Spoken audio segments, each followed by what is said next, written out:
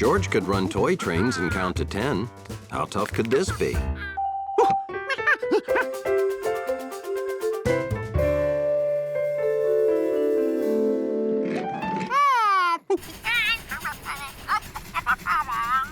Huh? Could you repeat that? What did he say? Number 7, number 8. Anybody understand that? I don't understand him, but I trust him.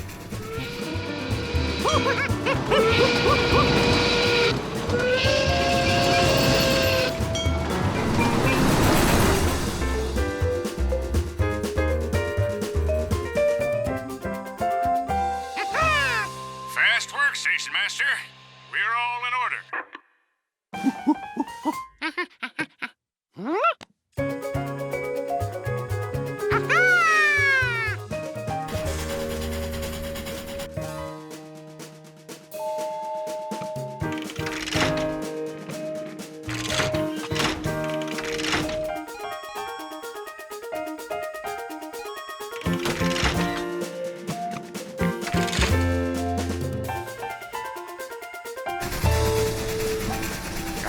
Station Master? We're sort of out of order again.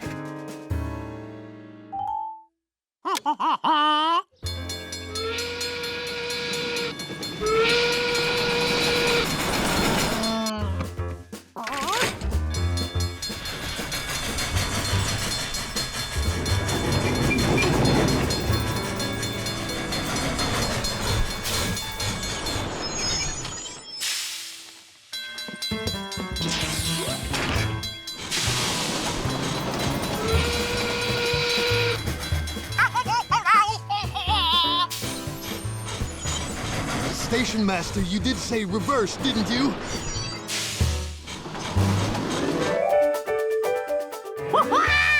Real trains were even easier than toy trains for a smart monkey.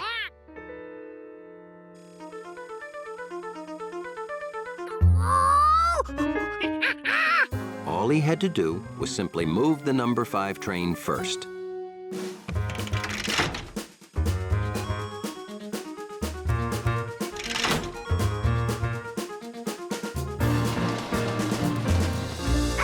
George was a great train master. The 5 moved into position, followed by 8, 7, 9, and 6.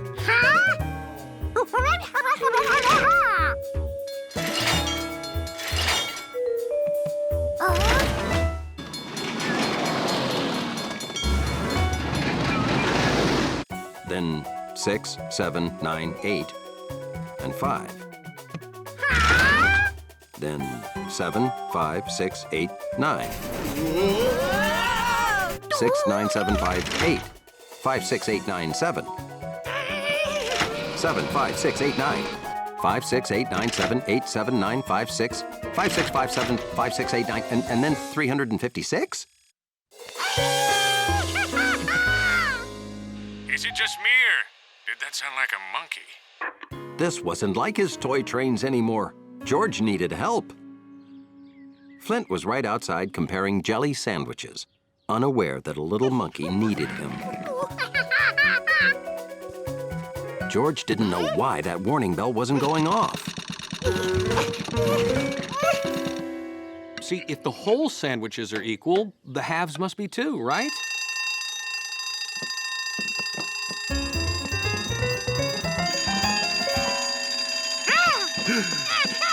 Thanks for holding down the fort, George. I'll take it from here.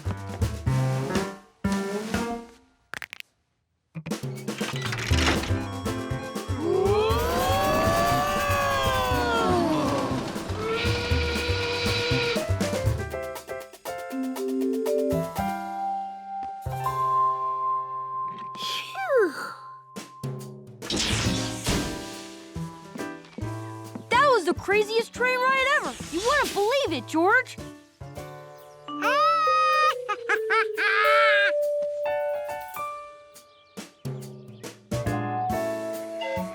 George still wanted to be a station master, but only in his own home, where he could eat a one-piece sandwich. Cutting sandwiches in half only leads to trouble.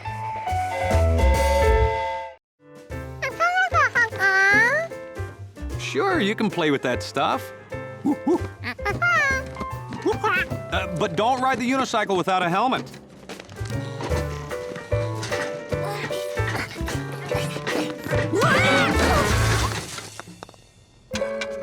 Wow, great stuff. Let's get to work.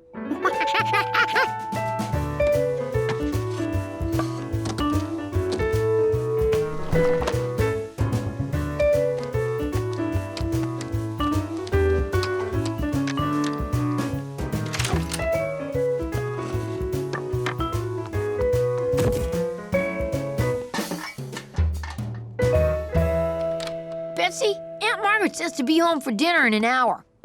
Holy cow! We made our own mini golf course. You want to play? Okay. In our game, each hole uses a special club.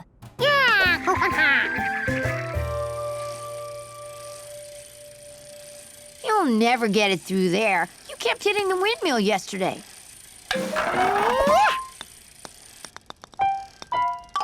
A hole in one! Great! If George can do that, I'm gonna break all my golf records on this easy course.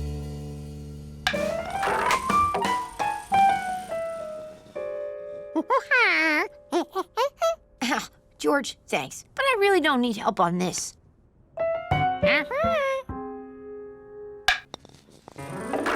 Are you keeping track of your score on this easy course, Steve? Oh, yes. Okay, on the first hole, George got a 1. Lucky. Betsy got a 6, and I got a 6. The club for this hole, please.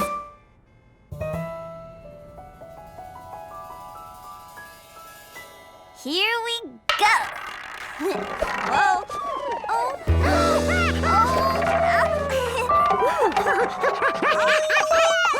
A hole in one! My first ever. Looks like I'm going for the record, too.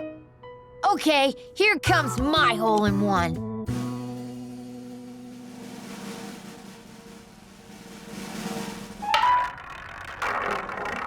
Ah!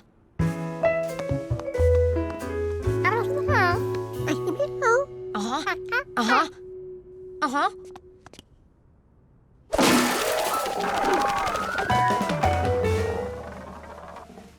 A hole in two!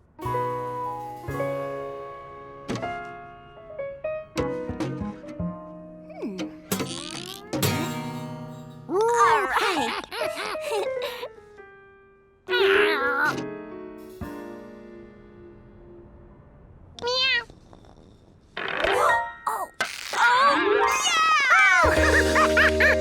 We're all going for our best scores ever on this course. There are first scores ever on this course. Yeah, so they're still the best. What's the club for the last hole?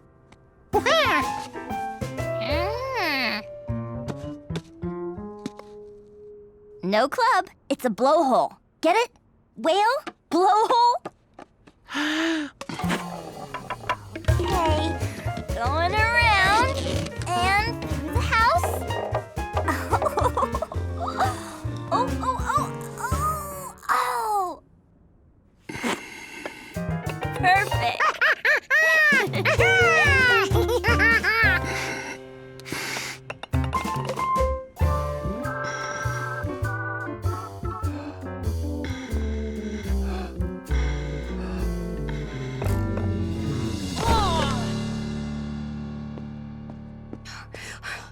At the end of the game, I have 40, Betsy has 25, and George got a 21? I told you you'd play better when you knew the rules. I'm sorry. I said monkeys shouldn't play golf. You guys want to play real mini golf tomorrow? Thanks, but I think we like this better. Oh. Can I play again with you tomorrow? Maybe George can help me improve my game.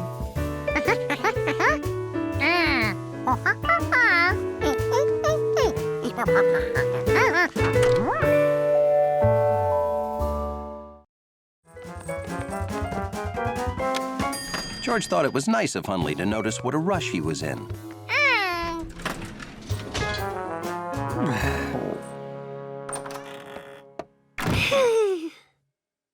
George couldn't wait to show off his unmelted trophy.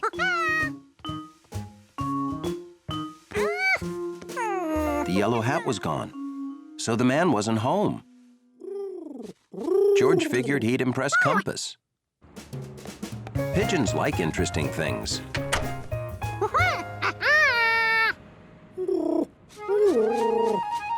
George forgot that pigeons like to land on interesting things.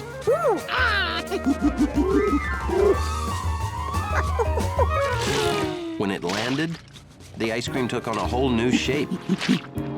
It just kept changing. You dropped it? Oh, you can't drop ice cream. It splatters. That's your plate from before.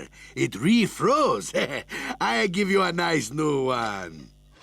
Now remember, no sun, no dropping. Just get it home fast. He's got even more ice cream.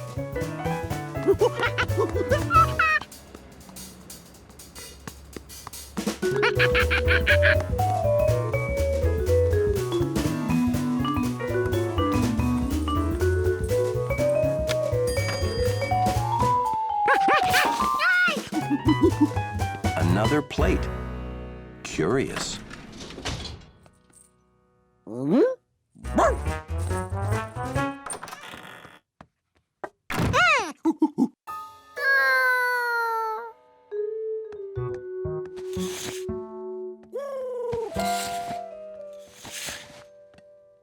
Now there was no sun to melt it.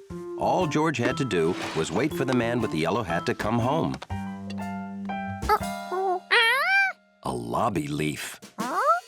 Luckily, George had time to clean it off, so it would be perfect when the man with the yellow hat saw it.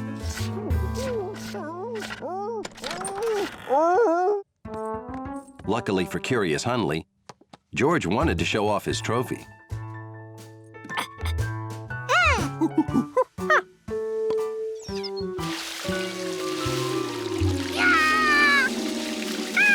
It didn't make sense. There was no sun. He didn't drop it. You ran water on it. Oh, that's gonna make it melt too. Yeah, right. But this is the last one. No sun, no dropping, and no washing it.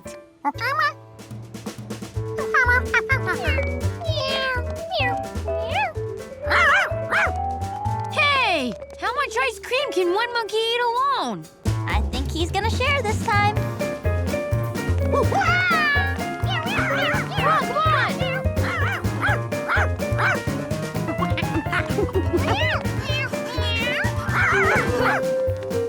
You're sure eating a lot of ice cream, George. Wait up! Oh, it's a party.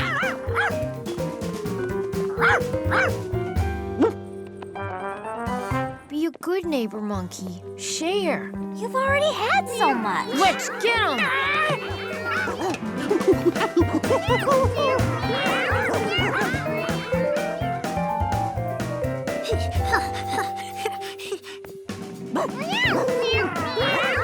We got him! He's right there!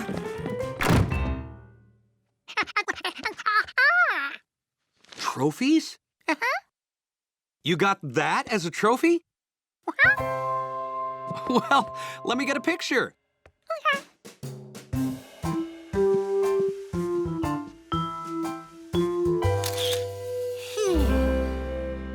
Maybe George can't help himself. Maybe monkeys just naturally hoard ice cream.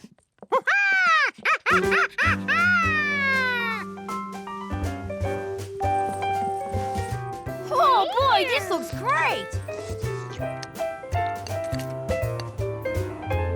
When George got his first trophy, everybody was a winner.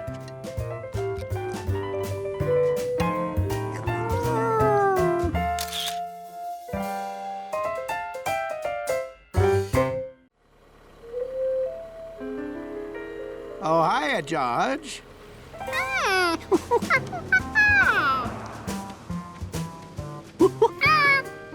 there, George. See, this is why boat travel is always best. Hey, Clint. Hey, Wint. George, you remember my brother, Wint. Hey, George. I was proceeding northward and encountered stationary vehicles. Thought I should investigate,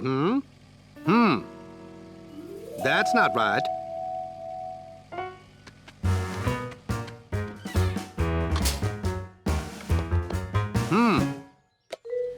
Thanks, Wint.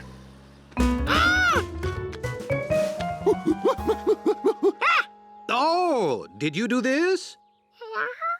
But now, George, you're from the city. You must see traffic lights every day. Don't you know how they work? George only paid attention to the lights that told him when to walk. Those other lights were for drivers. And he didn't drive. Well, you're young and you are a monkey, but you should try to be more curious about important things. Well, it's simple. Green means the car should go. Yellow means slow down. Red means the cars have to stop. Don't interfere with that light while it's performing its duty. Okay, George? I don't even know why they put a traffic light out here in the middle of nowhere. Seems wrong.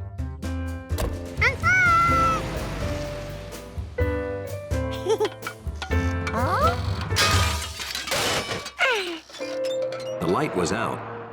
But that wasn't so bad. It wasn't even there yesterday.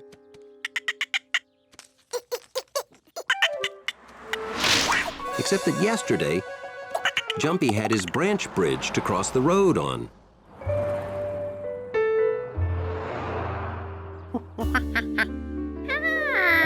Then George thought of something he could do to help.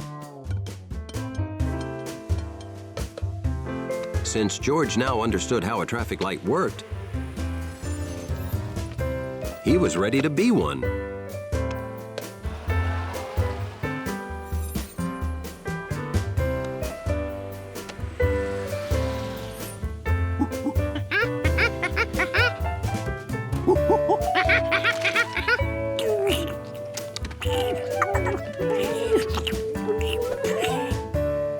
With George in charge, that traffic light worked better than before. At least it was better for squirrels.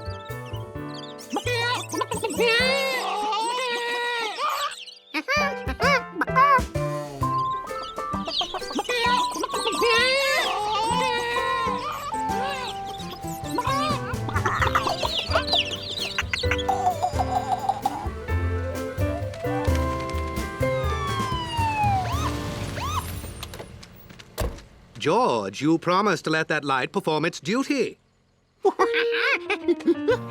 What? Ah, it's not performing its duty.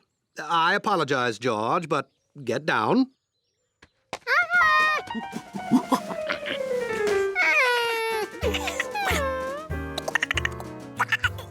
Hey, that's the squirrel I always witness proceeding across the road on those high branches.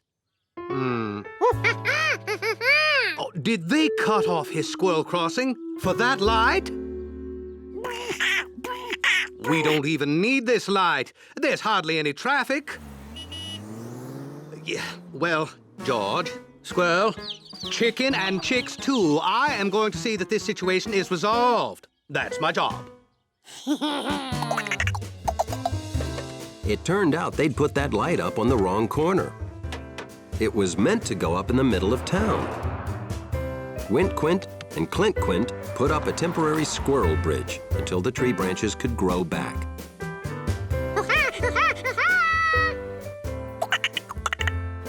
And George decided to look at the traffic lights back in the city. Maybe some of them needed a monkey.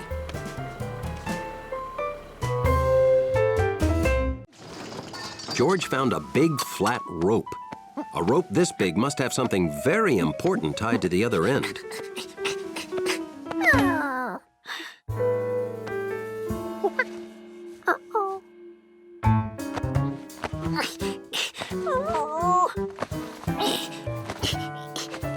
Andy, Look at what your mascot did.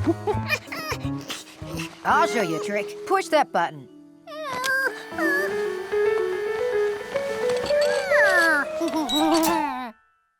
Okay, everyone, time for practice. Practice? This was a chance for George to see all that equipment in action.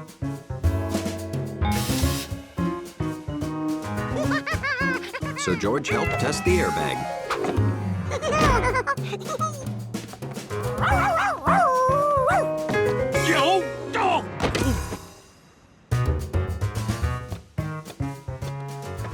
He demonstrated what a good climber he was.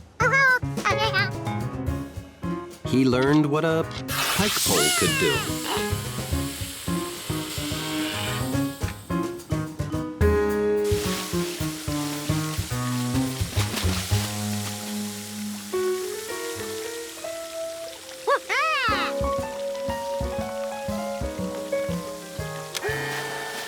And he showed them that he remembered how to reel in a hose. Oh, stop!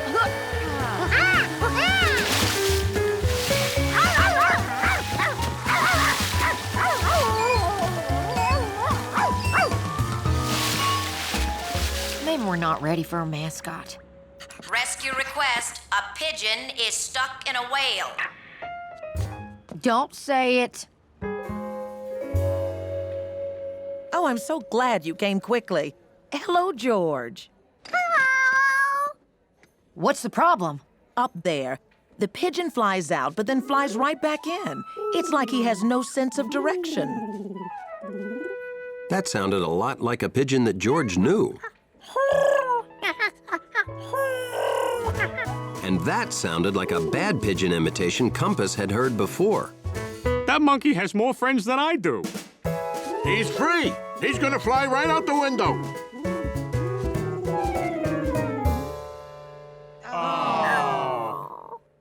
We've got to get up to him. But how? Our truck won't fit through the door and our ground ladder is too short. Rope and pulley. It's too far from the balcony. We can poke holes in the well till the pigeon drops out. Oh, our poor whale.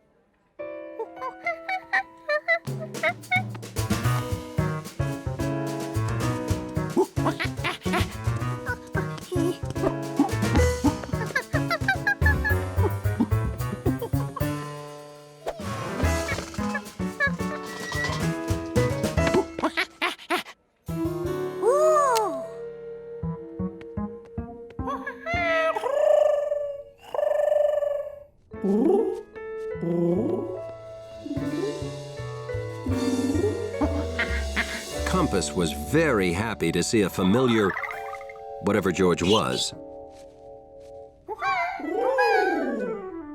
Look, George is bringing him out. George knew Compass well enough by now, so he pointed the pigeon directly at the far wall. Compass understood and flew the best he could for the far wall.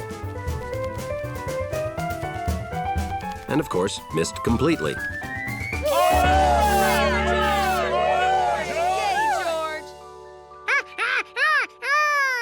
Hey, George, we're ready for you.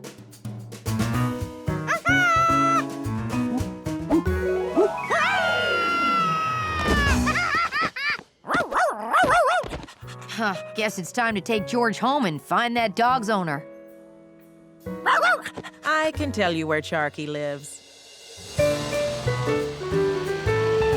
George, I'm afraid you can't be our mascot. Because for meritorious service performed in freeing a pigeon from inside a whale, I hereby name you unofficial rescue monkey of Squad 86. Rescue Squad 86 has a lot of great equipment. But sometimes the right tool for the job is a monkey. But those aren't monsters. You see?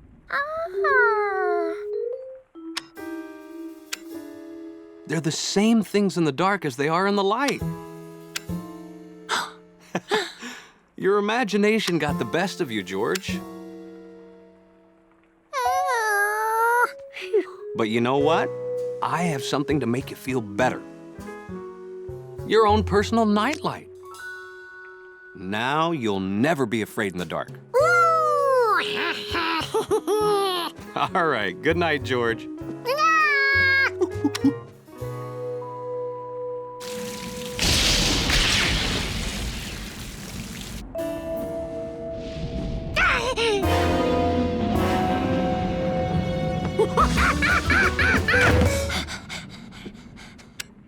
Bad news, George. The storm knocked the power out. Hey, don't worry. We won't be in the dark. I have got my trusty Spelunker Scout's flashlight. Wow, that's funny. I always keep it right here. I know how to handle this old storm. It'll be fun, just like camping out. Right, George? Camping out in the living room would have been fun. If George had been able to fall asleep.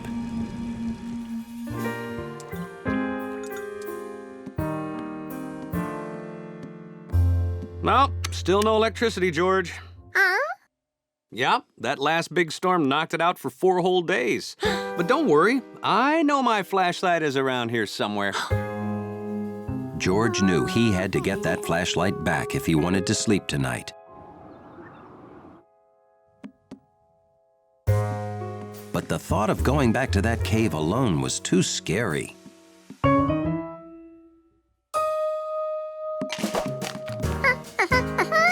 Oh, you want those leftover walnuts? Well, help yourself.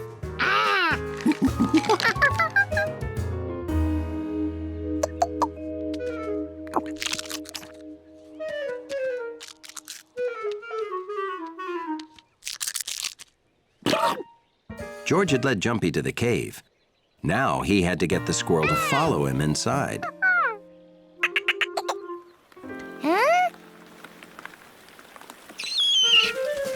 That was easier than he expected.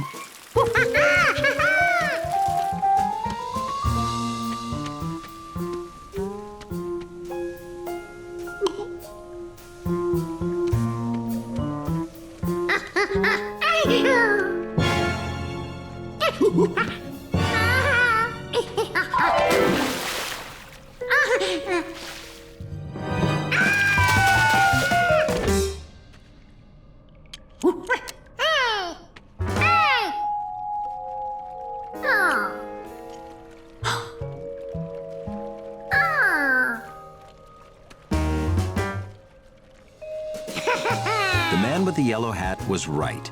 The only scary things in the dark were in George's imagination.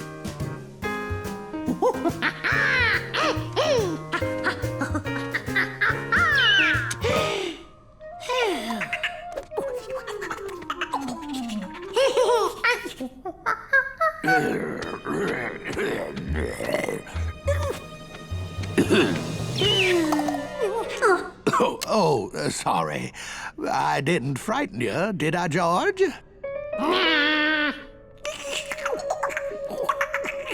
Oh, couldn't make it home before the rain, so I came in here. Oh, and I found this. Want it?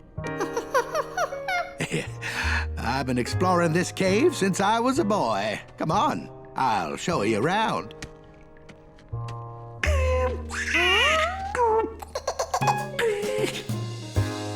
That night, the power was restored. But George almost wished it was still out.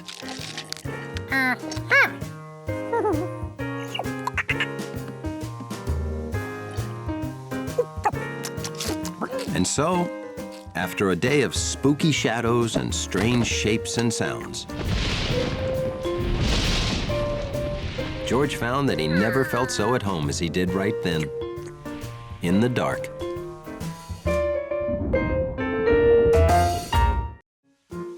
Now, as the bees get their nectar, their legs transfer a fine substance called pollen from one flower to the next. It helps more flowers to grow in the future.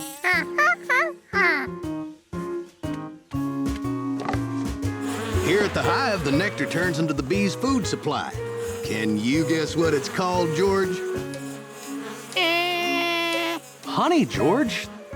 The same honey you like on your bread. more than they can eat. That's where we get it.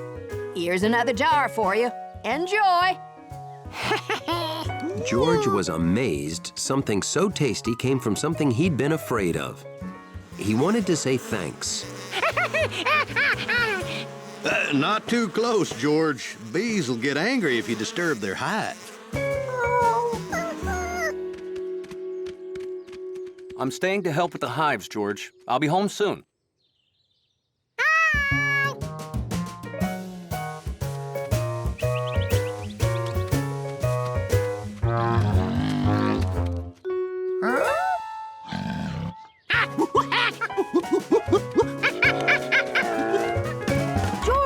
George, I figured out a way to move the hive. This is my homemade anti-bee suit. Maximum protection. Come on.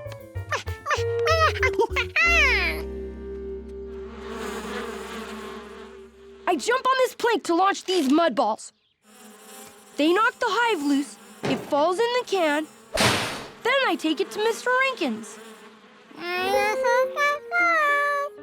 Yeah, it's not the proper way to remove a hive, but I need to act fast before bunnies get stung. George knew Bill's plan was going to make the bees mad.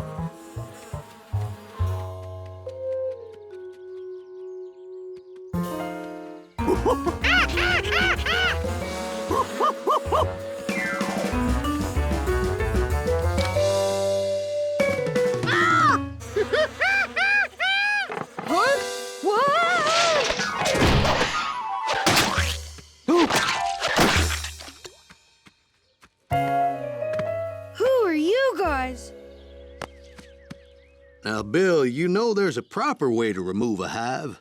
Mm-hmm.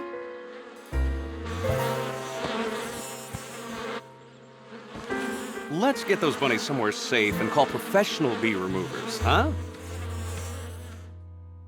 Oh, no. Come back here, Herbert Nenninger.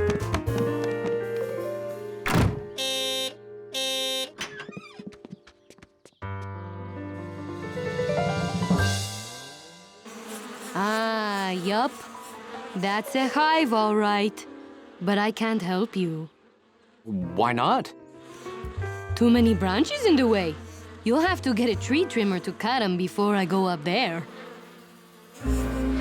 Sorry, I can't trim this tree. No way, no how. Why not? All those bees. A bee remover has to remove the hive before I go up there. I'll get rid of the bees after he cuts the branches. Oh, I'll cut the branches after she gets rid of the bees. George couldn't believe a monkey and his neighbors could be outwitted by a hive full of bees.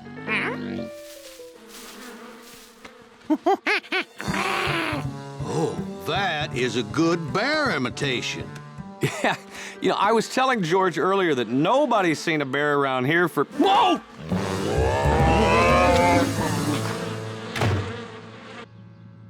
Is he gonna take the hive? What's he waiting for? The bees are protecting their home.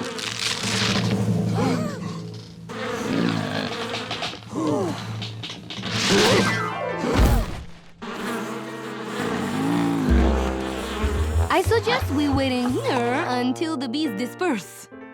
Have anything to eat around here?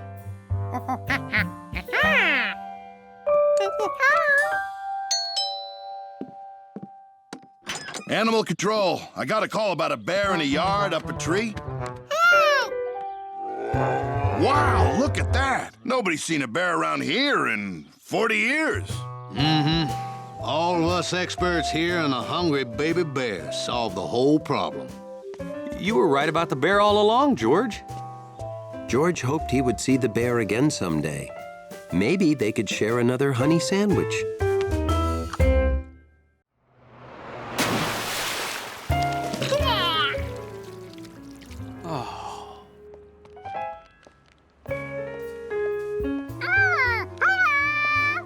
Hi, guys.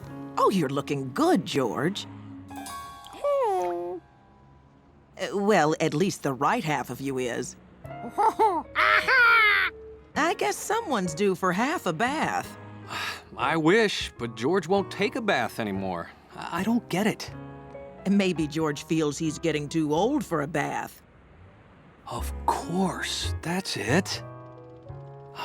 My little monkey is growing up. Now I know exactly what to do. Come on, George, we're going in. Oh, thanks, Professor Wiseman. You're a genius. Well, yeah. I understand your problem with baths now, George. And I agree. It's time for you to start taking showers.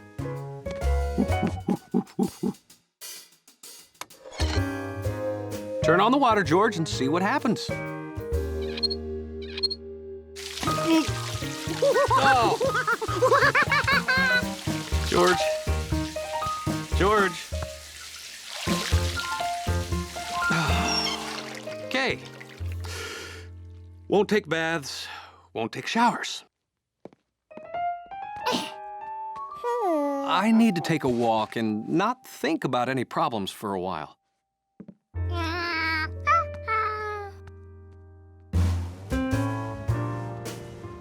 But sometimes, not thinking about something is harder than you think. Bubbles. Maybe, somehow, Springy was nearby.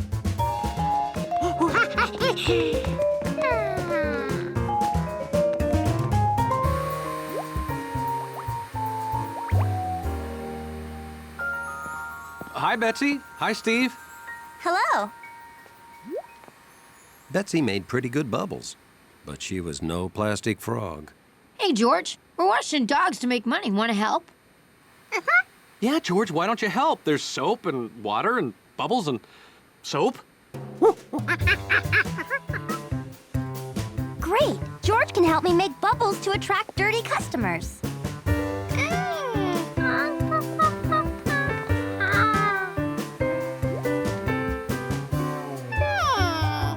George figured the triangle bubble maker was broken.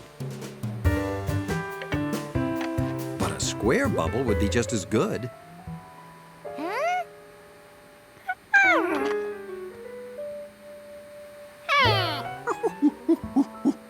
They fooled me the first time I tried them, too.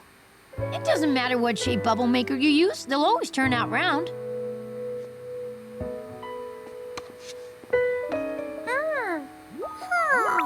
All this bubble making made George miss Springy even more.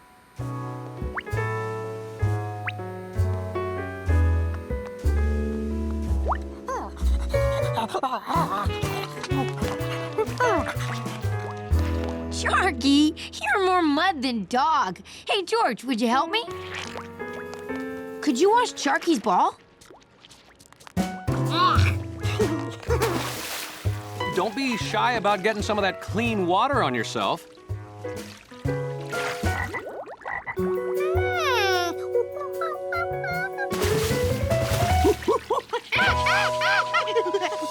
Of course. The park. The mud. Sharky!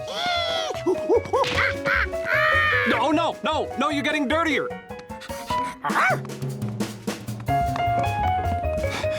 George, slow down. Okay, I'll meet you back home. Wow,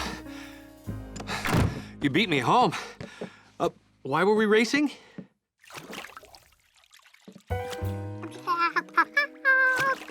George, you're taking a bath?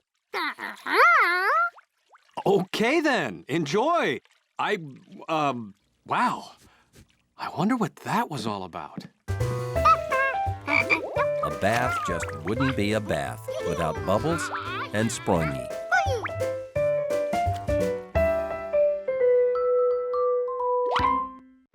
George thought he'd probably need better bait, too.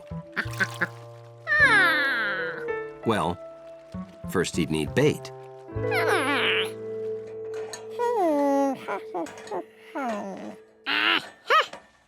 George had been eating a carrot when he saw the eel.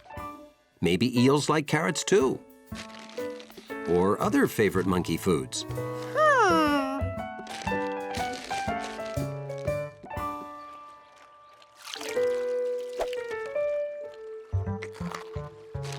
Unless George could figure out what an eel ate, Bill was going to take it home for sure. If he moved fast, George could get that eel's picture.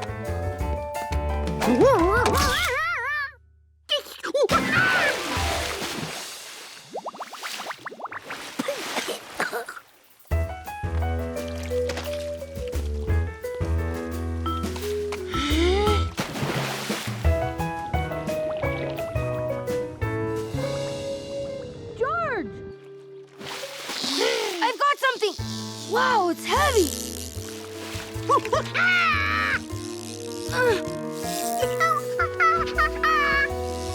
I won! I get to take the eel home! Aw, it's just an old bicycle tire inner tube. Now I'll have to replace this hook.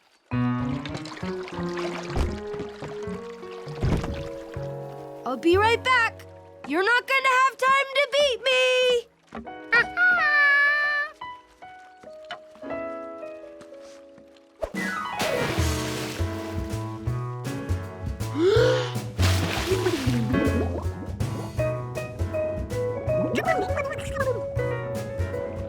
Here was George's chance to get the eel first, so Bill couldn't take it home. The eel was out of reach, and George was out of breath.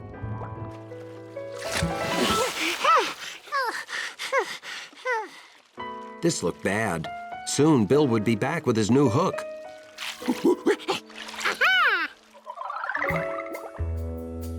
A hook was just what George needed.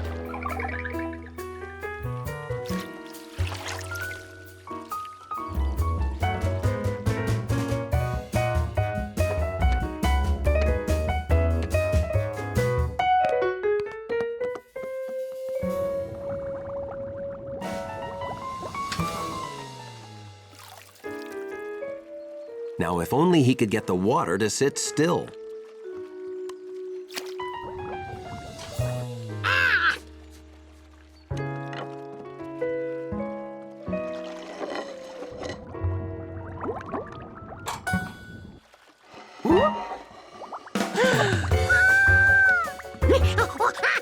George, you got one! Wow, it looks like a big one. Don't worry, I'll help you. George didn't want Bill to get the eel, but he didn't want the eel to remain trapped either. George, this is what happens when you don't use the proper fishing gear. Oh!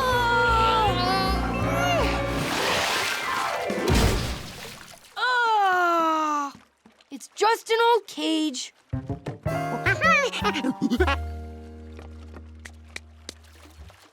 Hey! The eel's in that cage! And you're the one who hooked him. Okay, you won. But George, we have to help that eel get back to its home where it belongs. Well, that's why I wanted to catch it, to take it home, to the ocean.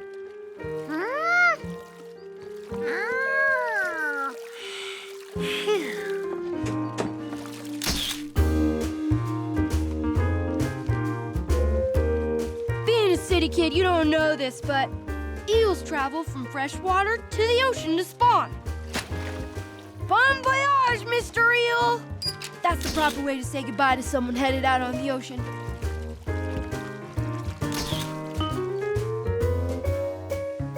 All the fishermen came back with tales that day. Mr. Quint's tale of how he freed a whale, and George's tale of how he and Bill freed that eel.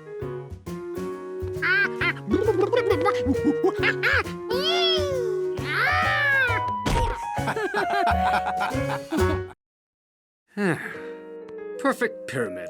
Looks like I do pretty good with no help at all. Can you help me again? I want the largest package, but I don't want to mess up the display.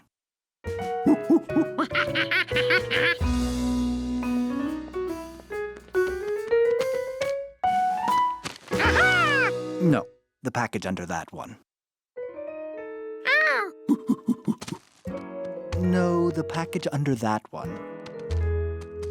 No, the package under that one.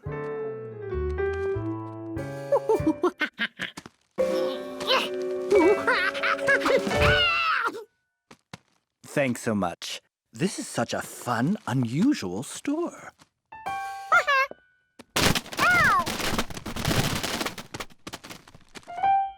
George was thankful the grocery store didn't sell bricks. That lady looked like she needed monkey help. Oh, I guess my pyramid wasn't so perfect. What do you have there? It's the diagram for our new window display. It's going to have a tree, colorful balls, and other fun stuff. Oh, I can't wait to see it. Me too, but I can't set it up till my son gets back. I'd better put the diagram in a safe place. Oh, it was here a second ago.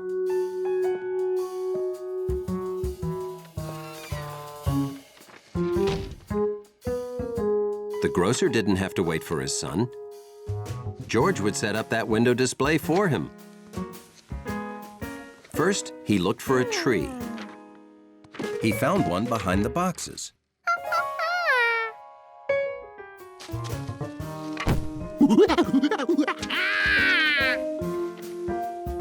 And colorful balls. And above the balls, he found some stringy fun stuff.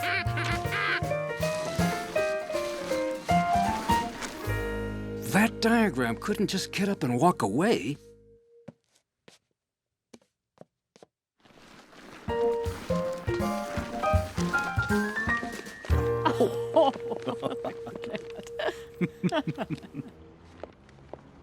I love this store. I just had to come back and say, Merry Christmas. Huh? Hey, Merry Christmas! Huh? Why is everyone wishing me Merry Christmas all of a sudden? Your window! What a great idea!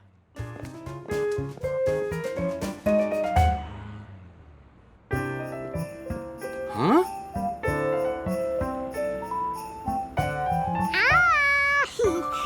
Oh, hi, George. Whatever you're paying that monkey, he deserves double. I've never had such helpful service. Me neither. Have you been working here all day, helping customers? And this?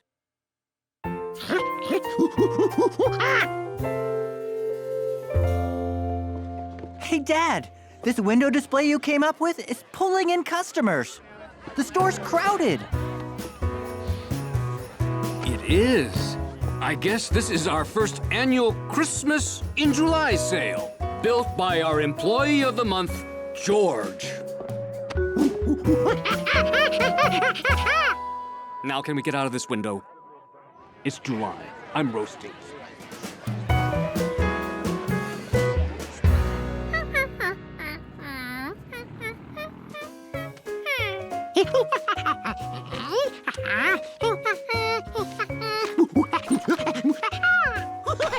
I know! The grocer told me all about your job. I am very proud of you, George. Keep up the good work and you'll be able to buy that oven yourself. But I got you a little something to hold you over until you do.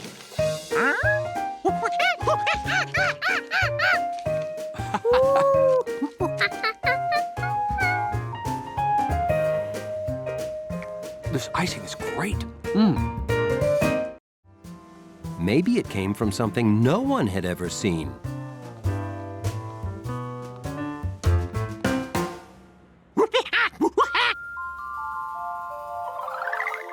Some undiscovered dinosaur. You're a scientist now, George. But how could a monkey figure out exactly what an undiscovered dinosaur looked like?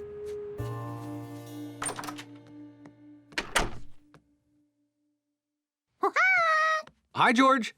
Oh, I dropped some puzzle pieces. I can't finish the elephant without all the pieces.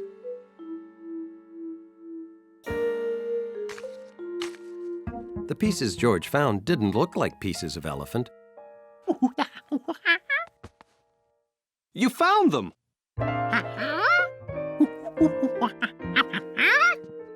Well, now you can't tell what you've got by looking at only one piece.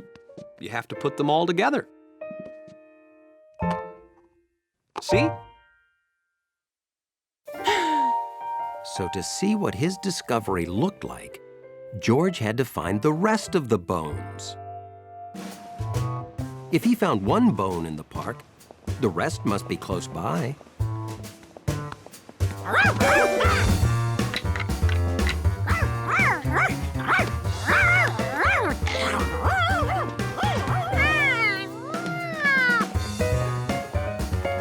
Chucky kept treating George's discovery like a toy, which may explain why you never see any dog scientists.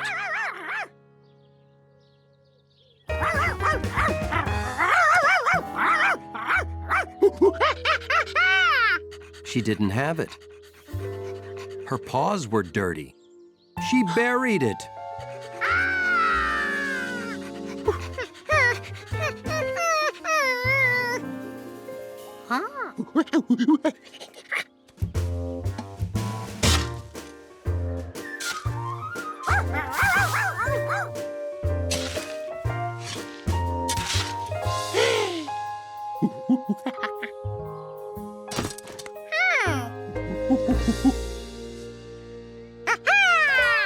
Another bone.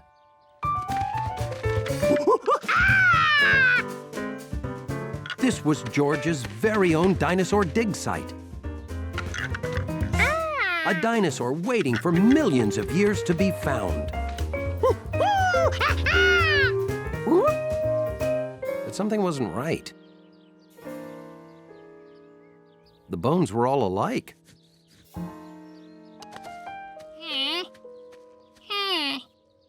Hi, George. What do you have there? You found all these? Here in the park?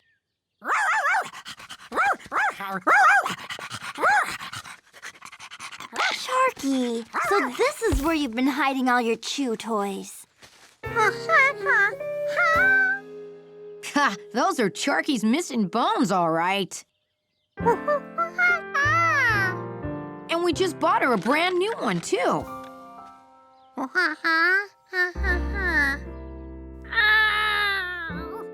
So that's why Chucky treated George's discovery like a toy. What a find! We've been looking for her missing toys all year long. Thanks for finding them, George. Oh, you made a helpful discovery, George. Who knows? Maybe someday you'll even dig up a dinosaur. We gotta go. Bye-bye. See you, George. Have fun, George. Hey there. Have you been digging up my park?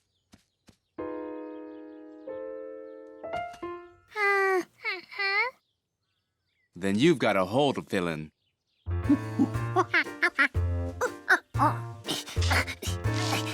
Discovering dinosaur bones was harder than it looked. But even if the bone George found wasn't a real dinosaur bone, it was pretty close.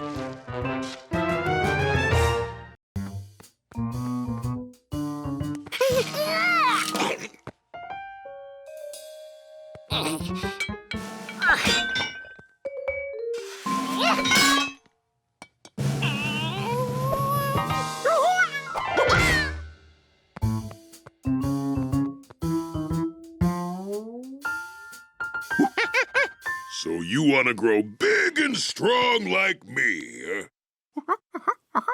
Great! I'll show you the proper workout, and you can be as big as me in 5 years. George couldn't wait 5 years. Not today.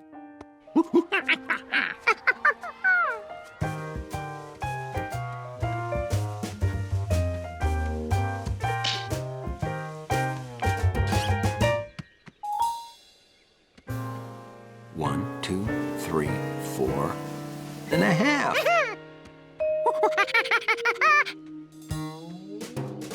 George had grown half a licorice whip. Eating like a giraffe and exercising really helped. Maybe he could stretch himself the last half a licorice whip.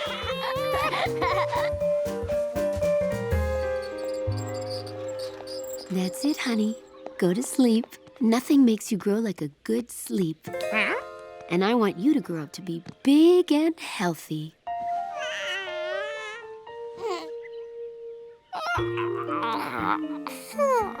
All this growing made George tired. If sleep made you grow, he could do 2 things at once.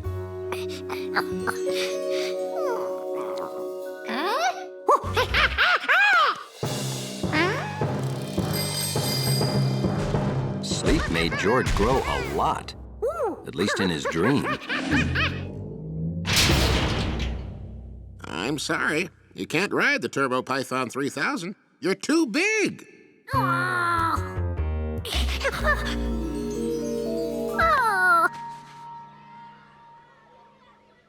George didn't grow as big as he had in his dream, but he grew enough to be 5 licorice whips tall. My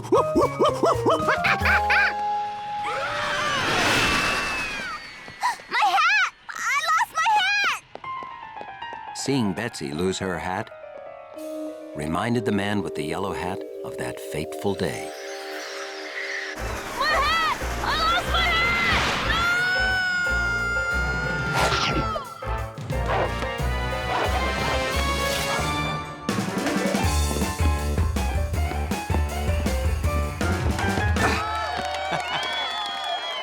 That's it. I'm not afraid of roller coasters. I'm afraid of losing my yellow hat. Your hat is safe, Betsy!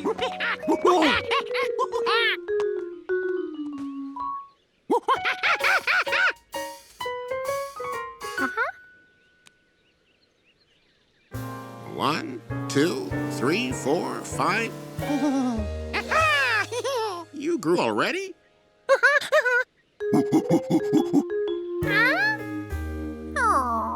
Any chance you've been nibbling on those licorice whips, George? When you were first measured, the licorice whips were longer, so it took 4 of them to measure you. But every time you took a bite, you made it smaller, so now it takes 5 to measure you. So you didn't grow at all. Sorry. What's with all these sour faces? I don't like sour faces at me park, you know. Oh, hi there, Captain Zany. You see, this monkey's too short to ride the Turbo Python 3000. Too short? Bah! He's not too short. Monkeys don't grow very big. That's why we have the... You must be this tall if you're a monkey side.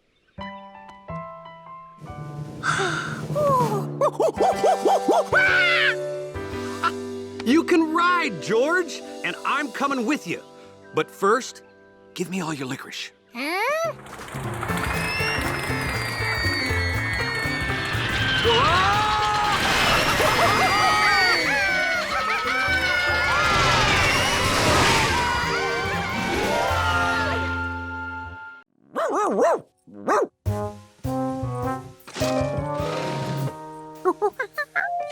Hunley always led people through the lobby, so he used his skills to lead George around obstacles.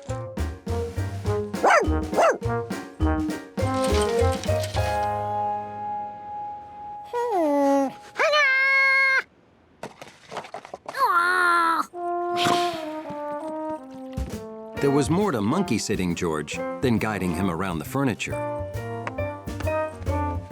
Hunley cleaned up after him, too, which had its rewards.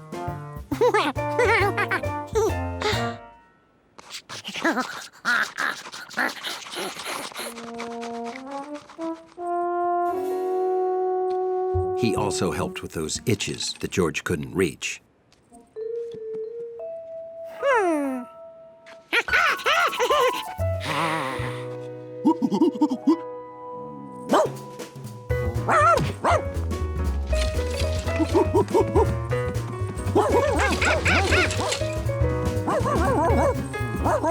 Every day, George's chair driving improved, and Hunley looked forward to coming over.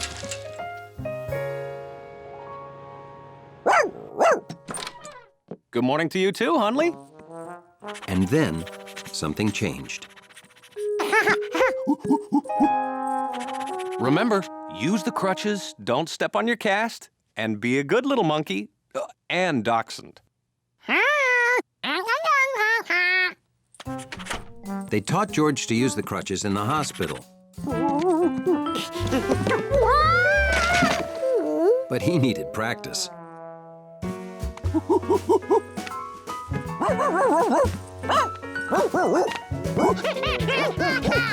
Pretty soon, George was as good on crutches as he was on his own feet.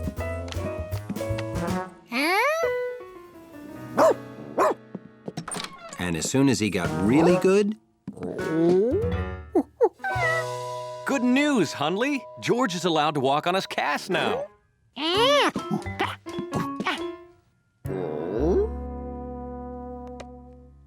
George showed Hunley how his leg was healing. But dachshunds don't read X-rays. Hunley didn't like to get too far from his lobby. But George wanted to go for a walk. He also wanted to go for a climb. But that wasn't allowed. Hunley was one serious monkey sitter. They went to the park every day. George drew some good pictures.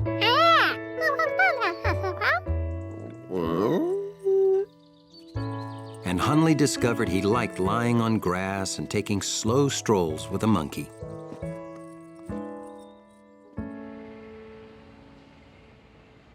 See? The break's all healed.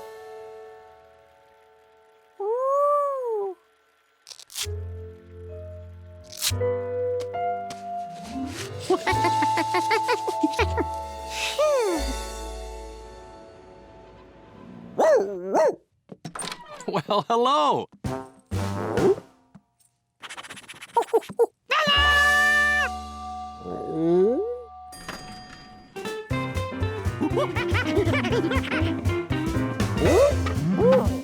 George was thrilled to be completely free again.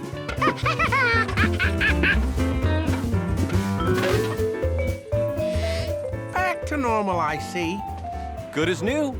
Thanks for all of your help, Hunley. Guess you're back on lobby duty with me, boy. George wanted Hunley to come with him. But Hunley had a job to do.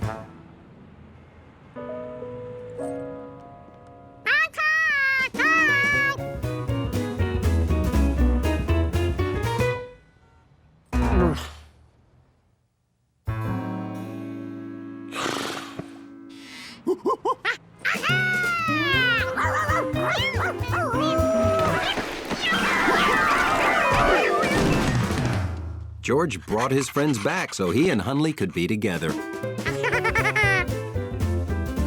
George was back to normal, all right. If you're trying to make something, the sand down by the water is always best for building, you know.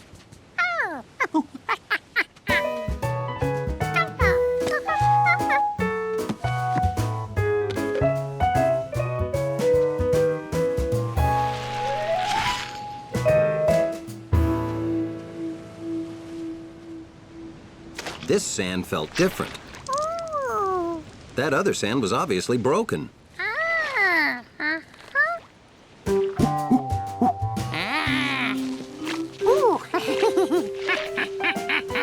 If he could make a sand bunny, he could make a big castle here. But before he built his castle, he had to make 7 sand bunnies, because Bill had 7.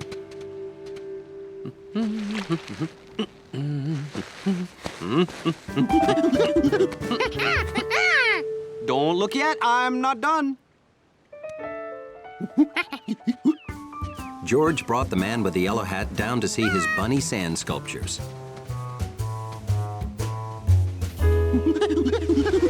But he couldn't find them. He was positive he built them this far from the water. Who would take a guy's sand bunnies? Did you lose something? Hey, where are your pail and your castle book? George knew he'd left those on the rock. But the rock had moved.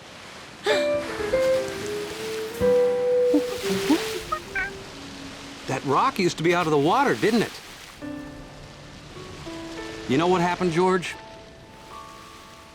The tide came in. You see? This rock didn't move.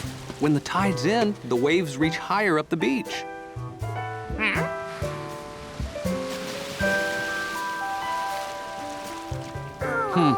Did the waves wash away what you built? Oh, I'm sorry, George. This just isn't a good spot to build. The ocean will wash everything away. Hey, you guys. I'm really sorry. Well, Ma Rabbit burrowed right through your nice castle when I wasn't looking. Well, our surprises didn't turn out like we expected, huh? You know what? Let's not go home disappointed. If we work together, we can build one good castle before the day's over. Can I help?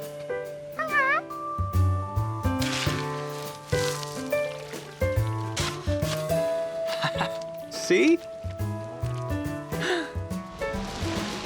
So they all pulled together. All right, once you get good, wet packing sand, carry it away from the water so the waves can't wipe out your work.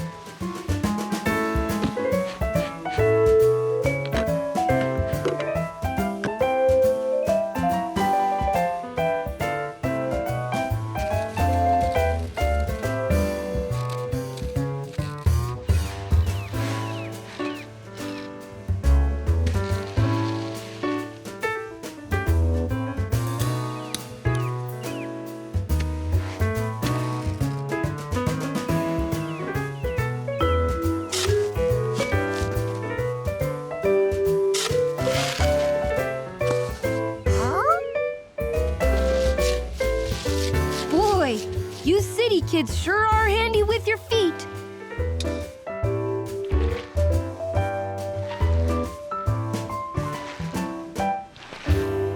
That's a pretty good job, boys.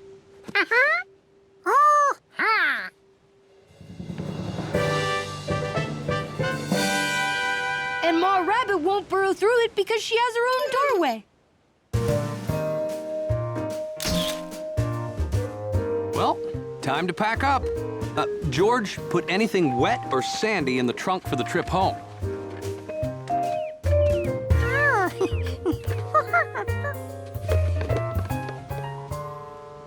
It was a great little castle, but George wasn't going to give up on his dream of having a great big castle.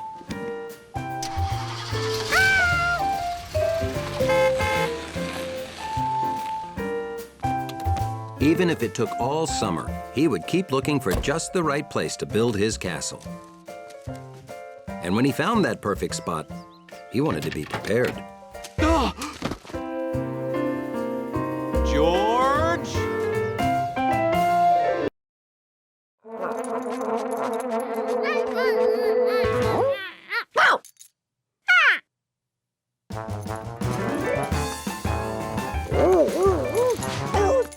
George never realized that Hunley spent so much of the day playing.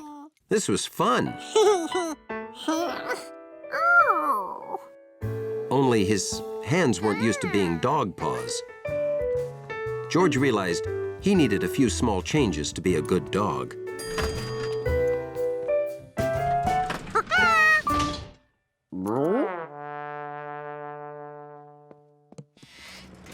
Did you have a nice ride, Dante? I bet you did.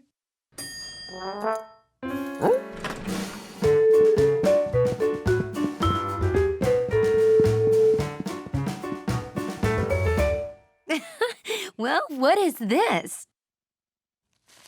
Well, Hunley, it looks like we have 2 lobby dogs today. What do you think of that?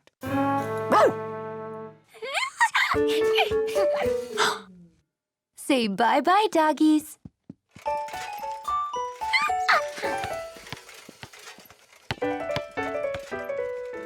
But being Hunley wasn't all fun and games.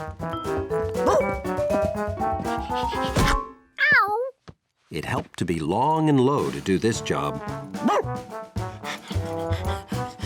Why, thank you. Look, Dante, Hunley found your ball.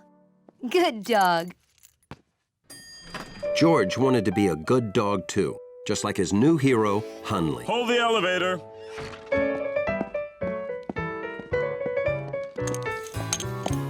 And here was his chance.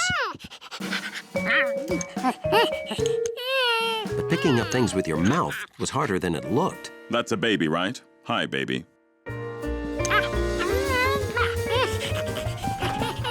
Thank you, that's a dog, right? Thanks, doggy. Hunley couldn't believe it. Everyone knew dogs were more dignified than that. Being a dog was hard work. Just look what it did to Hunley. Delivery. Looks important. We'll get it upstairs right away. Come on, lobby dogs.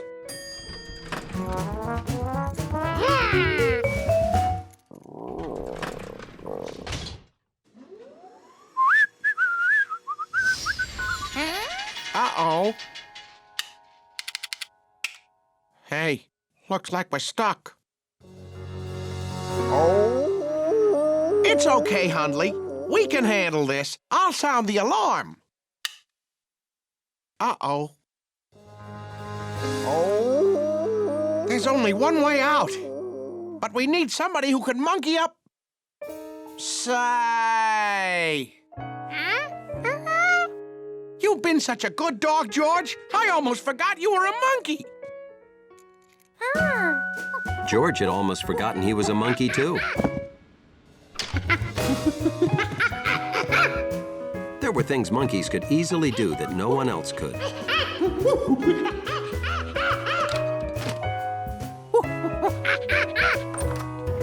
Hello? I'd like to report a stuck elevator. Best of all, George didn't even have to think about how to be a monkey. It just came naturally. A flashlight. Thanks, George. And a bottle of water. And cushions. And a radio. And sometimes a monkey was just the thing to be.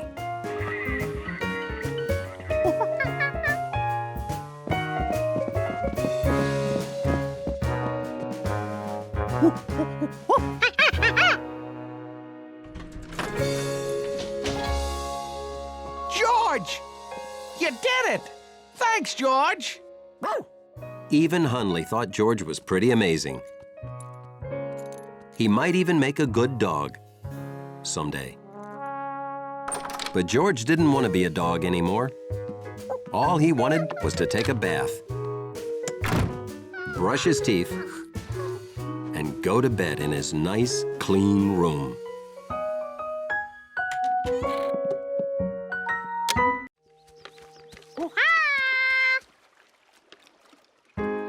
What else would make a bathtub feel more like home to a turtle?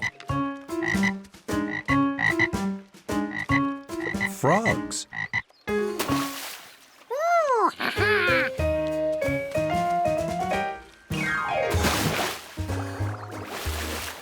Ahoy, George. Need any help there?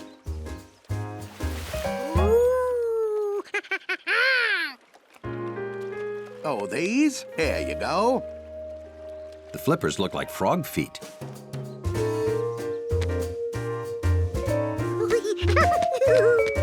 Wait, you can't run into the... Never mind. Well, you're in anyway. You'll want this too.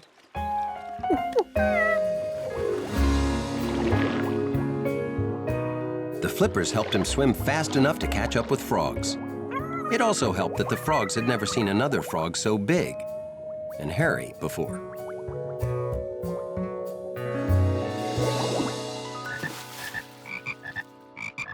Now his tub even sounded like the turtle's home.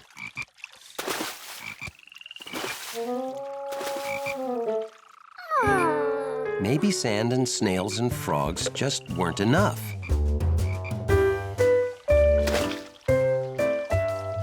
George brought back all the green lake stuff he could find, even the slimy things.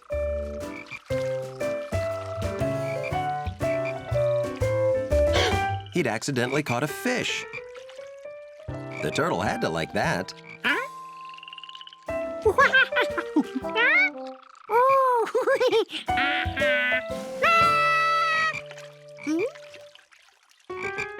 How could sand and snails and frogs and lily pads and slimy things, plus a fish, not be enough? The only thing the lake had that this tub didn't was Mr. Quint. Maybe a monkey could never make a turtle happy.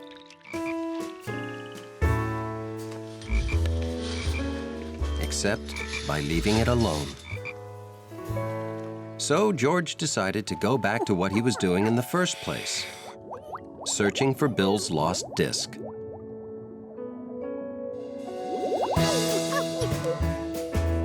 What he discovered was more than just a lost toy.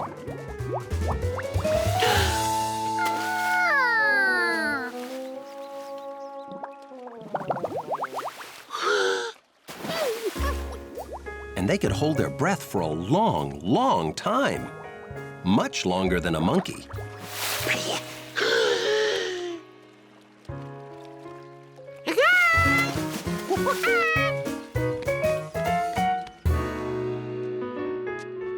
Ah, what a day. I can't wait for a nice long soak in the tub. Whoa! Who are you?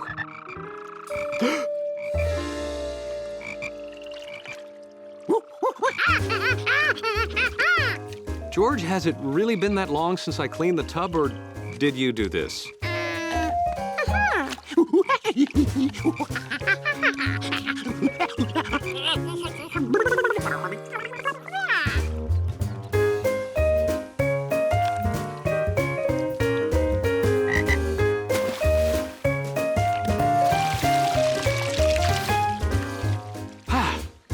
Okay, everybody's back home.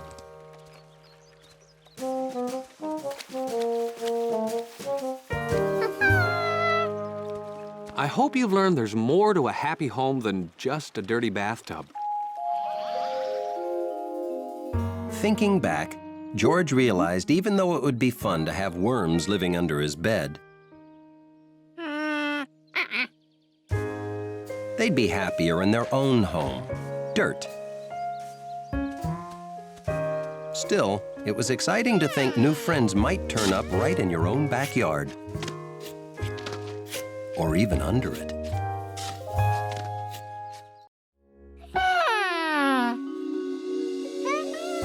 Then he knew exactly how.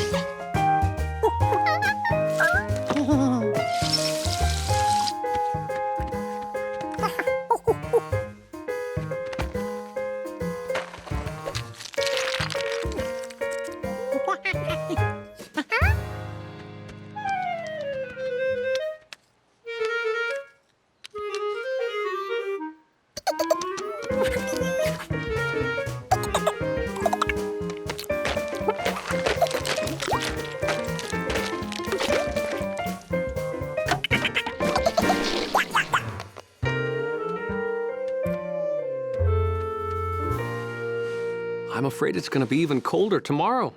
Sorry. You can still have warm dreams, though. Good night. Colder tomorrow? George couldn't wait. Don't forget your hat.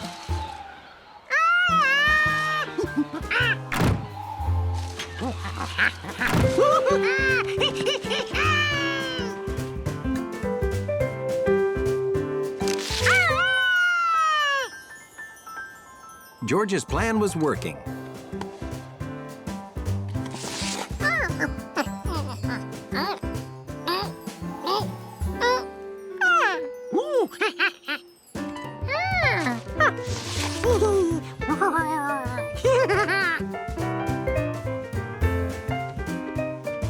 George had made an ice bowling set.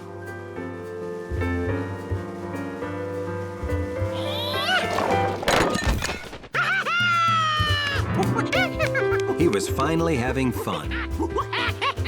Then, Jumpy did something unexpected.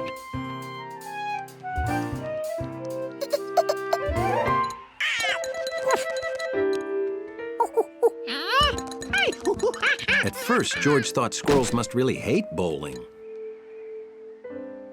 But Jumpy only wanted to get the frozen nuts.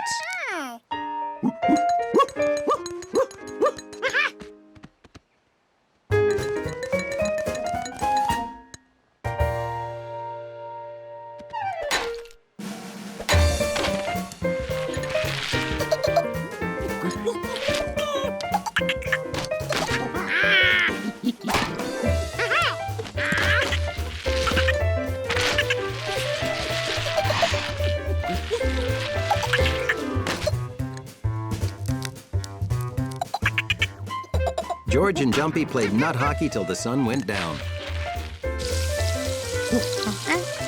Then he set up for the next day. In the morning, George bundled up.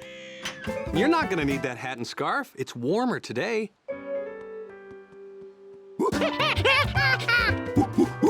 It was a perfect day.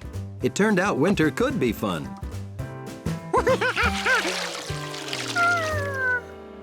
Except now, it wasn't cold enough to freeze anything solid. All that work inventing fun stuff, and it was all for nothing. Winter. It was like a roller coaster of blah.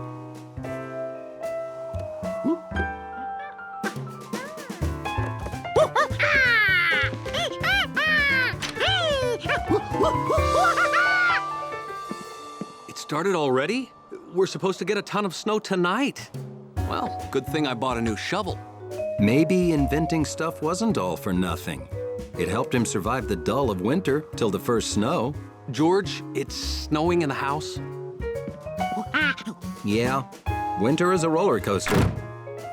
And monkeys love roller coasters.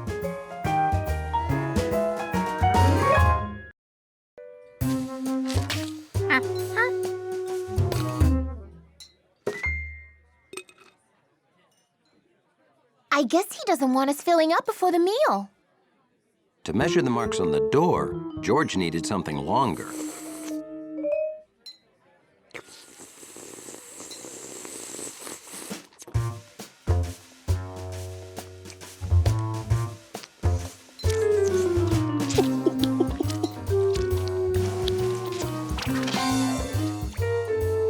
I think he's a restaurant critic. He's taking samples of the pasta.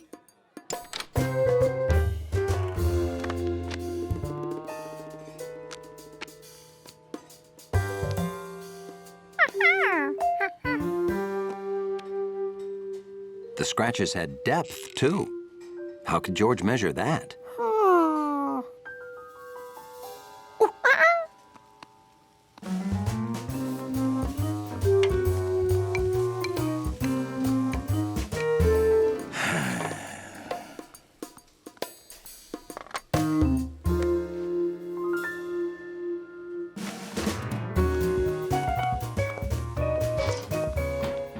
Where's that side of ravioli? But I just cooked it. Waiter, could we get some water?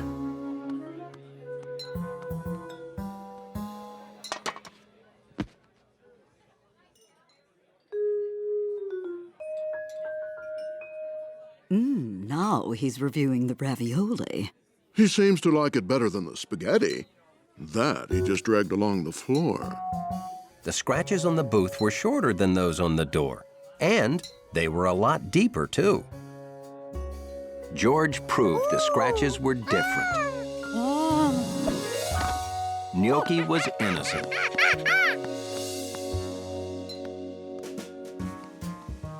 But then, who was making the scratches? George couldn't leave this problem unsolved. He had to find out what was making those scratches.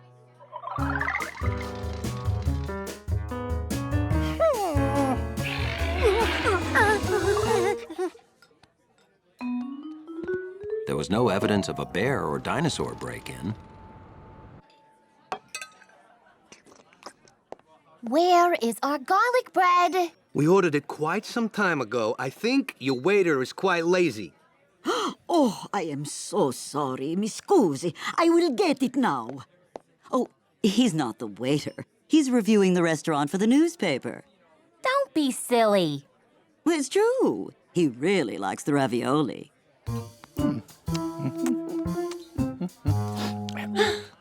This scratch hadn't been there earlier.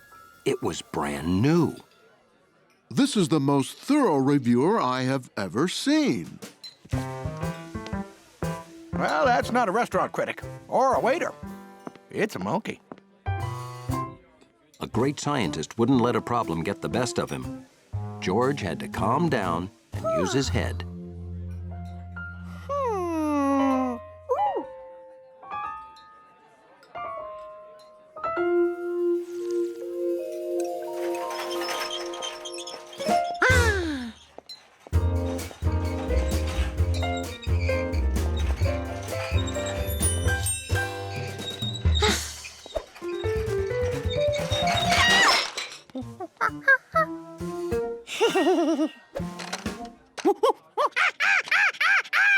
Giorgio, what are you doing in here?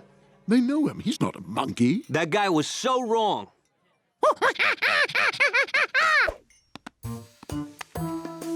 George showed them what he had discovered.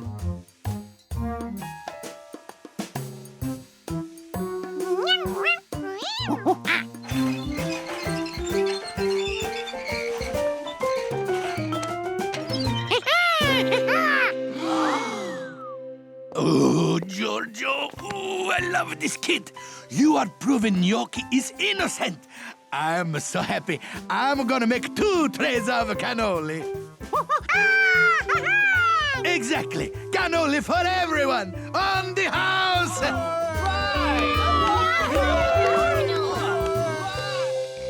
Making enough cannoli for everyone was exhausting, because though George thought like a scientist, he ate like a monkey.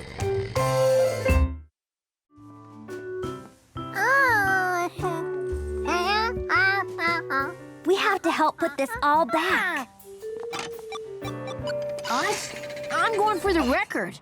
Taking mail is a crime. Either a 211 or 907A. You know he did it. That makes you his accomplice.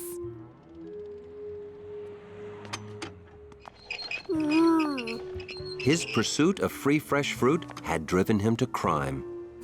Accidentally. You didn't know, George. You're a monkey. I'll do it. I want to get back to my game. You'll take all day. I'm older, smarter, and faster. Oh, yeah? How about whoever returns the most packages fastest gets to play your game? You, Chucky, and Neighbor Monkey can be a team. I'll beat you all. His name is George, and you're on. 3, piece of cake.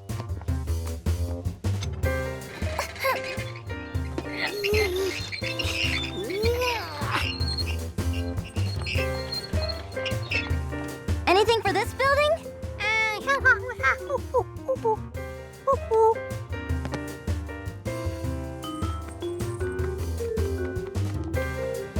Hold it. That says 15. Huh? Ooh. We have to find one that says 8. You're gonna have to move faster than this. While Betsy and George searched, Steve kept on delivering.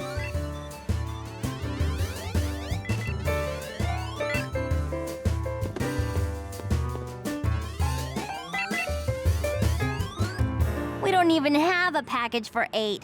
What a waste of time. This is my 6th. Have you even delivered one? He's too fast. You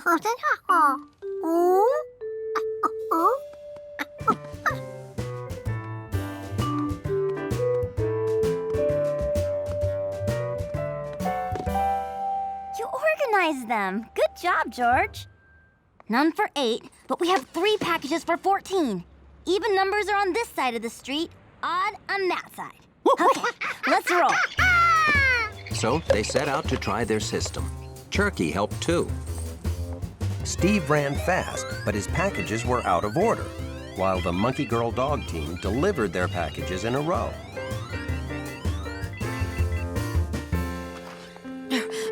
I've delivered 11 packages. Hey, where'd all the packages go? We just delivered our 11th also. So whoever delivers their next one fastest wins. 20? Back across the street again? We're gonna win! He's going far away. This one is for 9N Avenue.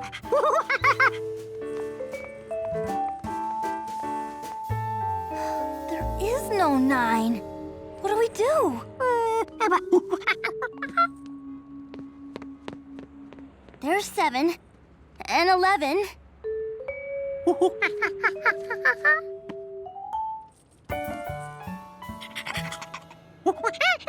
I don't know. Number 9! You found it!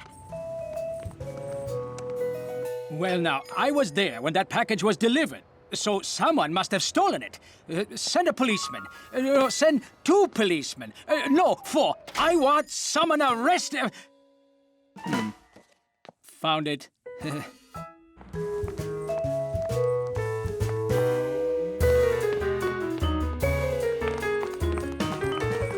Yes, it's a tie! Does that mean we get to play the game? No, you had to win to play.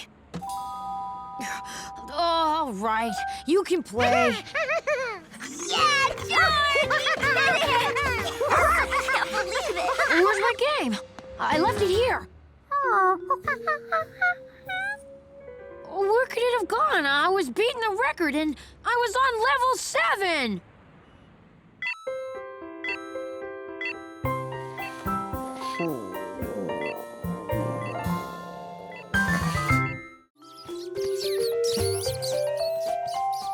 George didn't find the farmer, but he found the pump.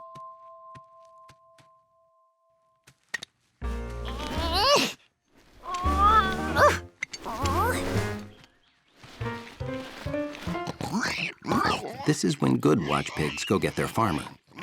They needed a gate opener pig. How could such a little monkey move a big, heavy pump? George could use a bike to move the pump.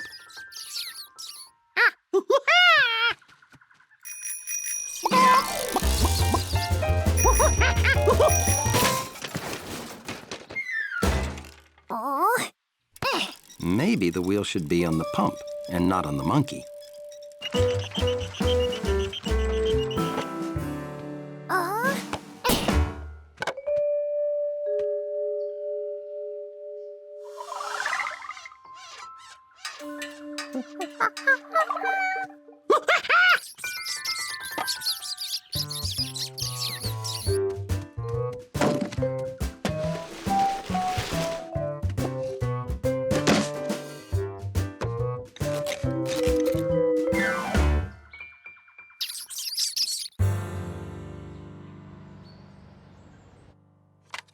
All done. Less snaggy legs.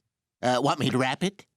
You know what? I like the snaggy legs better. Can you put them back on?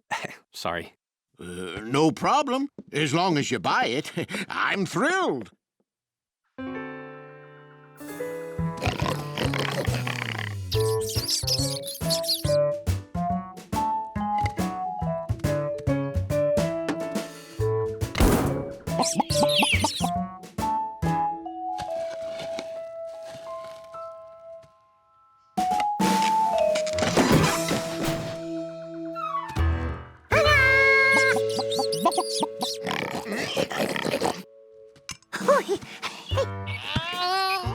Even with wheels, George needed help to pull it all the way back to the house.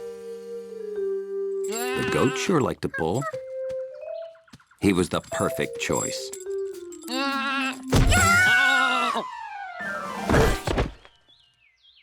Or maybe the pigs would do it.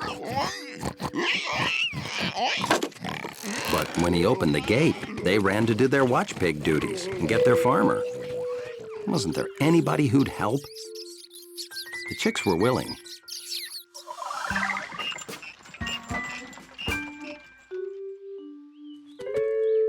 But the cow was a lot stronger. All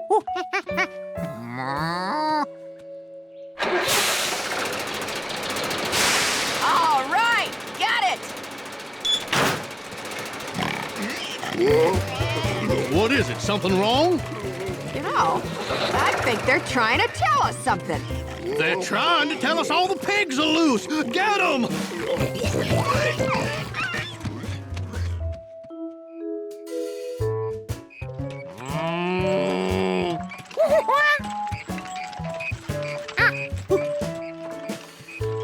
That cow was so good at towing a pump that it went right past her.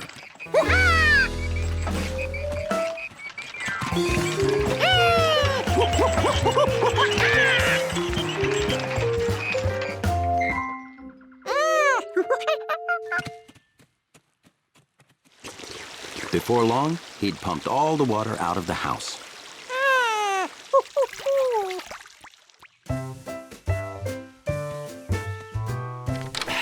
George, I'm home.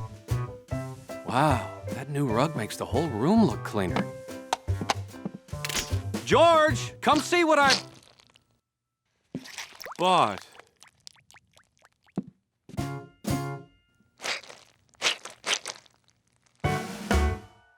George? George knew the room was still a little squishy. But he had the feeling there was something else he forgot.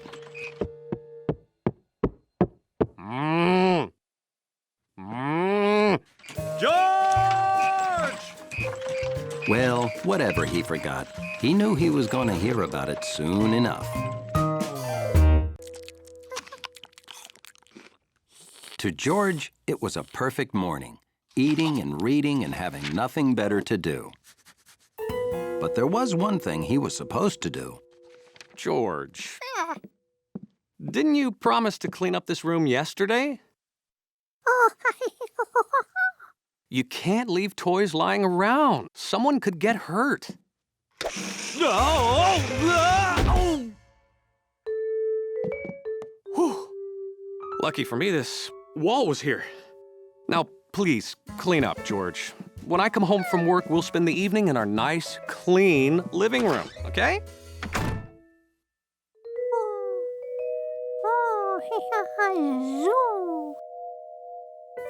Rolling on the car looked fun, except for the slamming into the wall part.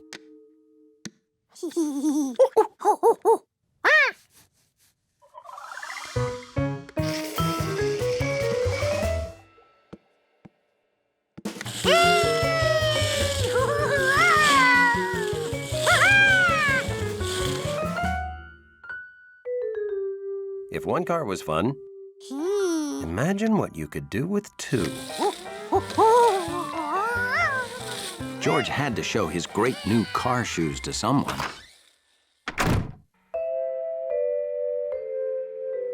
George couldn't wait to see the look on Hunley's face.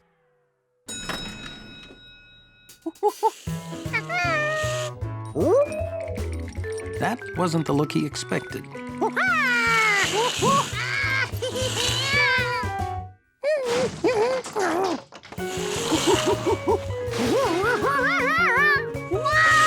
Hunley didn't want monkey handprints all over the clean doors.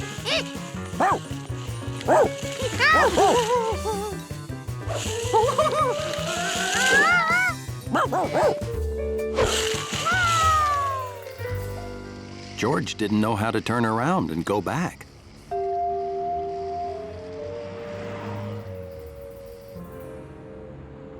I don't know. We have too many roller skates. Now, what can we do to make people more interested in skates? Well, how about having a roller skating monkey give demonstrations? And just where are we gonna find a roller skating monkey? The skates are our gift to you. You just skate in front of the store whenever you can. You'd better give him another pair, hon. He's got 4 feet. Well, I thought he had 4 hands, but fine, 2 pairs it is. Okay, let's see what you can do.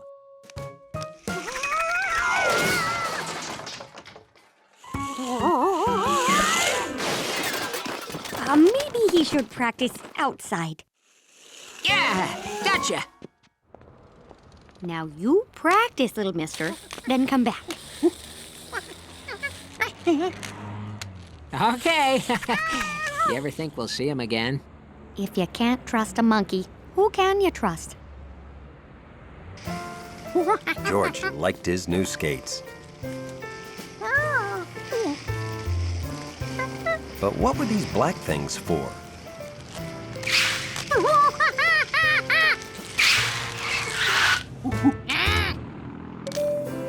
George thought that even Hunley would have to admire his skates, especially since now he knew how to stop. Huh? Let me help you with those. Hunley, you're in charge.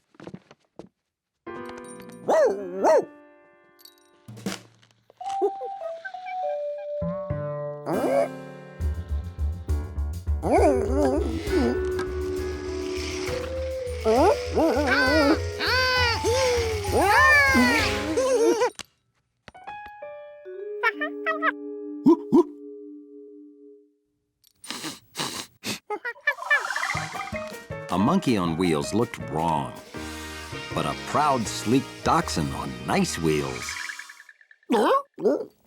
George knew exactly what Hunley wanted to do.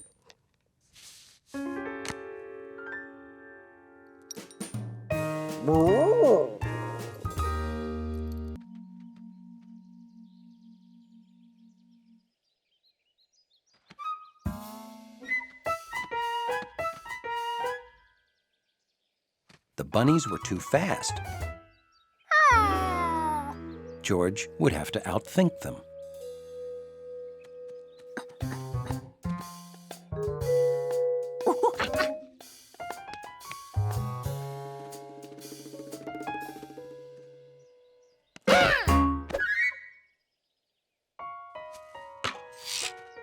One down, 6 to go.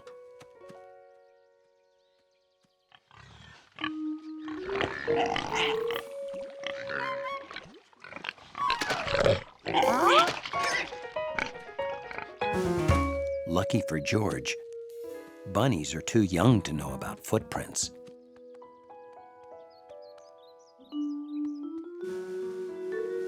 It takes more than a superior brain to outthink bunnies.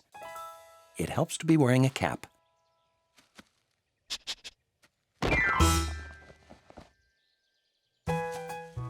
Three down, 4 to go.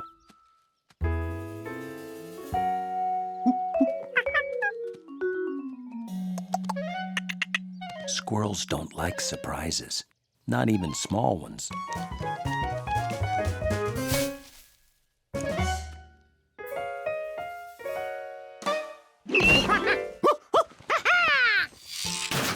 He counted the bowls. He'd caught Whitey, Spotty, Black Ears, Cottontail, Brownie, and a jumpy squirrel. Ooh.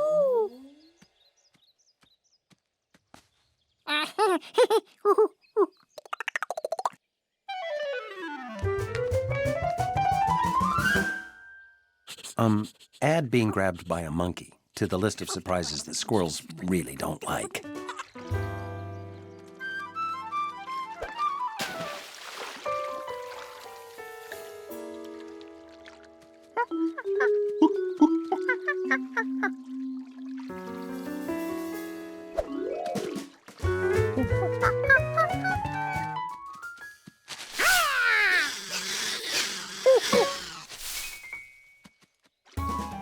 not all footprints lead to cute little bunnies.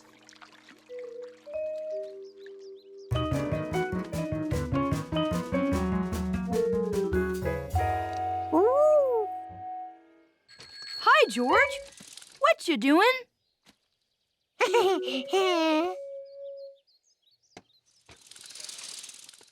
Bill was almost done. George's time was running out.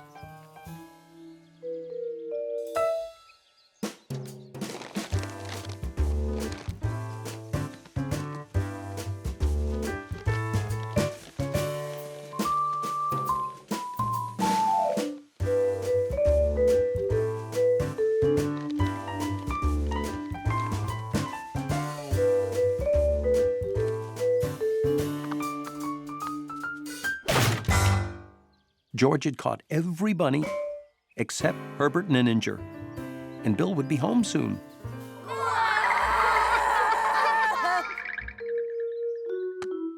George had looked everywhere. What he needed was a bunny expert. But who knew a lot about bunnies?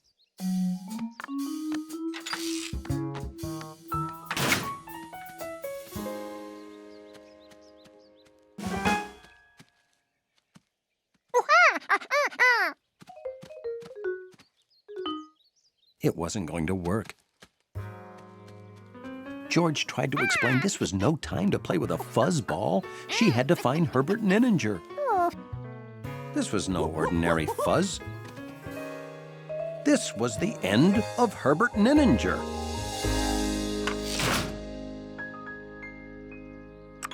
Hey, George.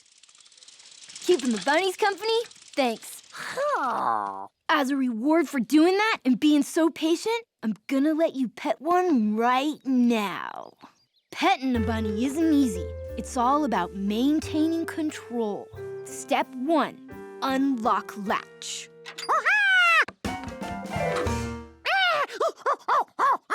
But you want to pet a bunny, don't you? Okay, you sure are one careful kid. Hey, how'd that acorn get in there?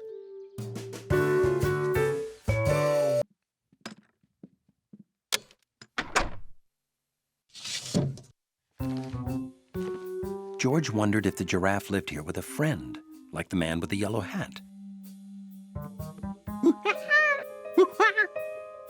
The giraffe and the zebra weren't saying hi.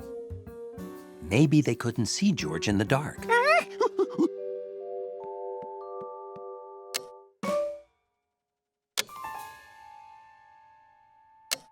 There weren't any animals here at all.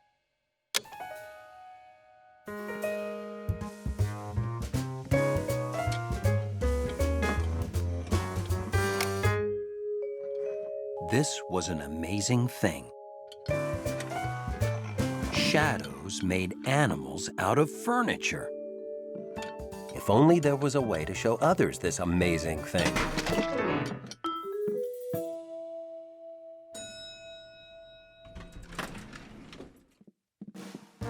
We want you to see how the new color looks before we paint the whole place, Mr. Glass. I chose that color myself. Everyone thinks it's a dull room. I want it full of life. But I don't know if this is exactly what you mean by full of life.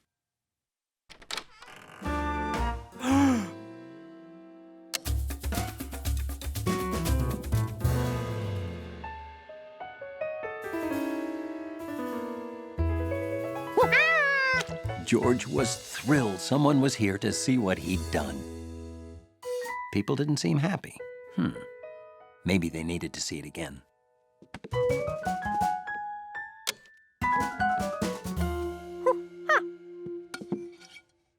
Now, with the lights off or the lights on, everyone could see the same animals that George saw.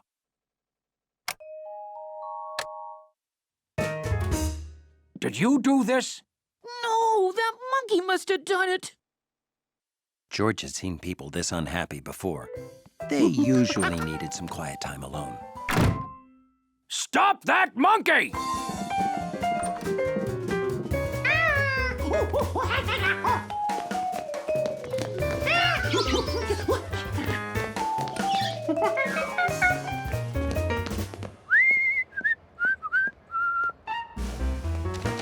Monkey paints room, human painter upset. That's gotta be George.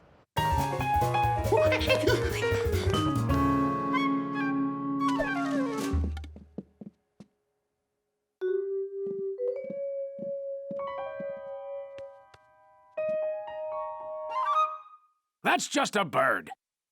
George liked his bird okay, but he knew he could make a much better bunny. What? It's a bunny. I want to talk with you, George.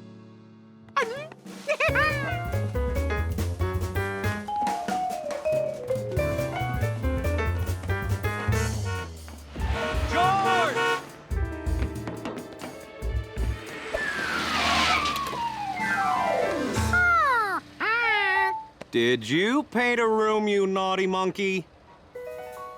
I don't know how to thank you, George. Yes, I thank him. Thank him. Thank him. You know, I would have thought that was a horsey. But whoa, it's a zebra. Only a genius or a monkey could have thought of this. I can rent it out as the Glass Palace Jungle Room. George, the Glass Palace is always half empty. But with more special rooms like this, I bet the glass is gonna be half full. Have a good day? Yes, George had a job today, and it turned out just great.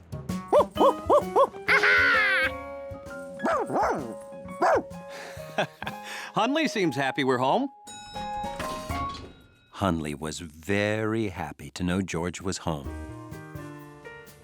And the city was still working just fine. I think he's just hungry.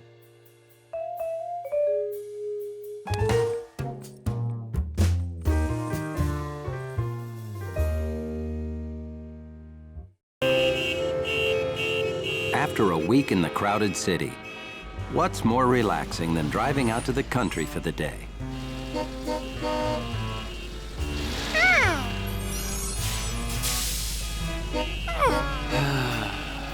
Okay, sometimes the drive is slow. But it's a good time to think about relaxing stuff, like feeding ducks.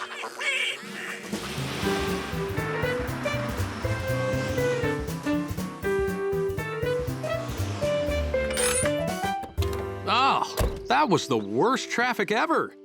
But the day's not over yet. Let's feed the ducks.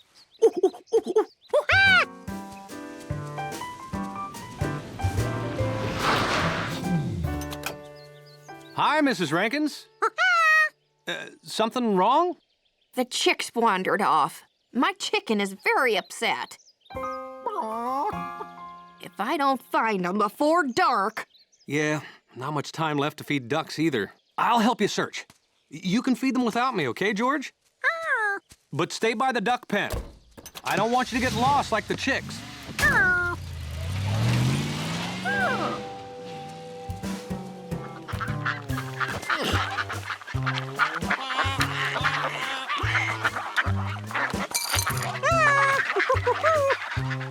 Feeding ducks is like a relaxing brain massage.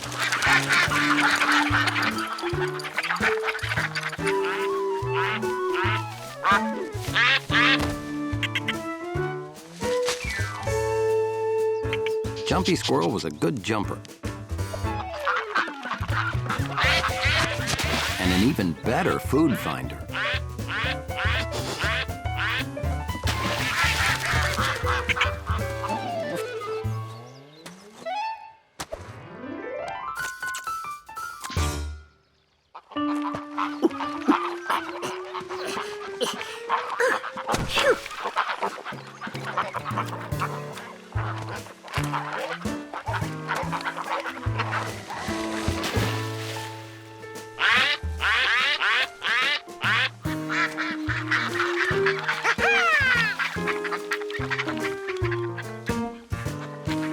This was great. George had never had ducks swim all around him before. If ducks swam all around, it meant he was floating down river with ducks. It was almost like being a duck.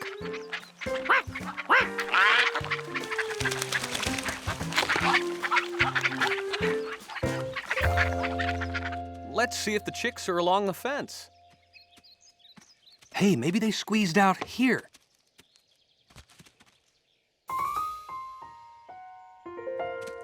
Then they could be anywhere.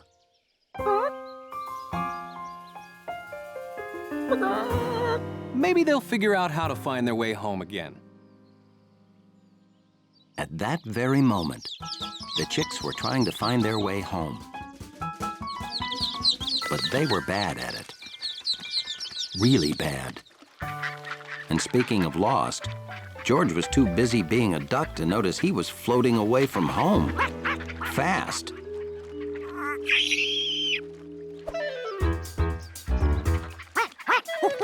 Jumpy tried to warn George because he didn't want his friend to get lost and take all that food with him.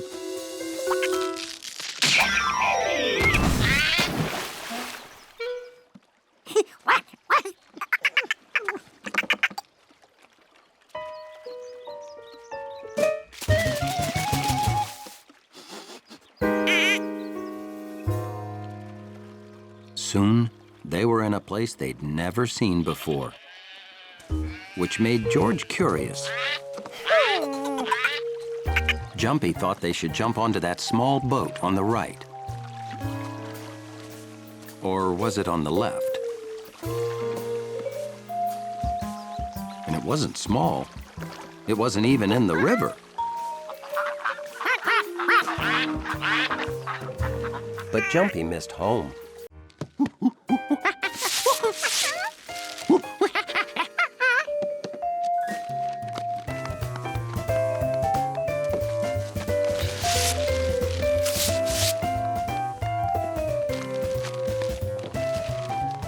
People sure are buying a lot of coffee makers. I just wrapped 15 in a row.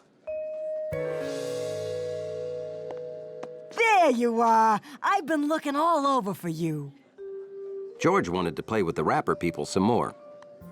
But he had to get these pants home.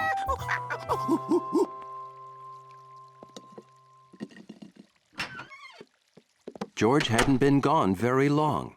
But when he got back, the present had disappeared.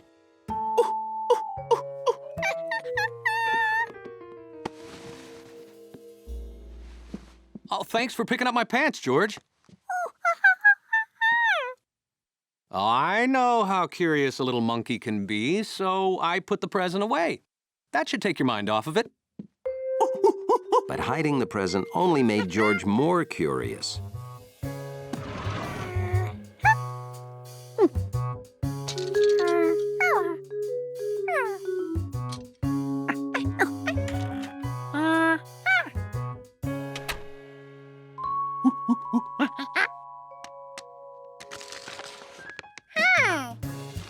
This was the first time George noticed the walls were wrapped.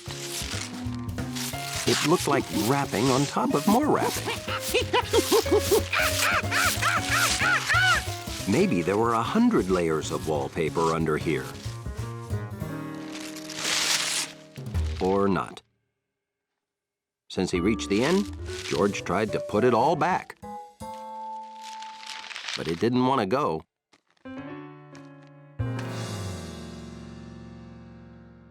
Then he thought of a way to make this the perfect bathroom for the professor's birthday.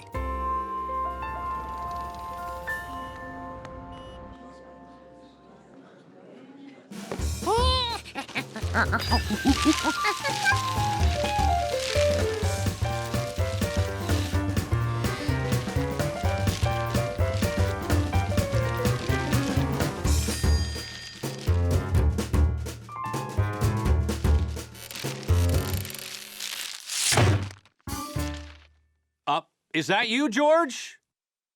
Make sure you wash up before Professor Wiseman gets here. And would you make sure that bowl of her favorite fresh fruit is out where she'll see it?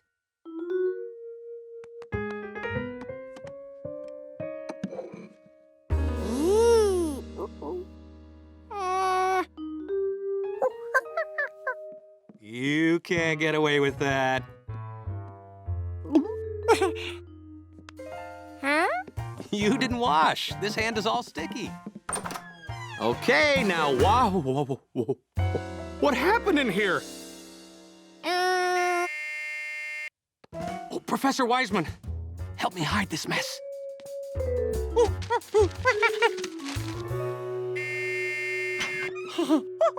Hello, George. Everything okay? Oh. I'll be right out. I got your favorite fruit. Help yourself.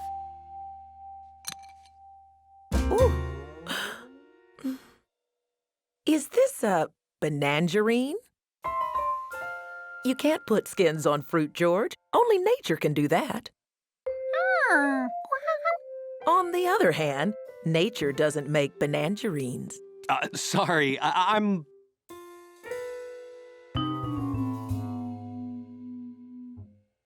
Happy birthday from George and me. Oh, you didn't have to. Would you like to help me open it, George?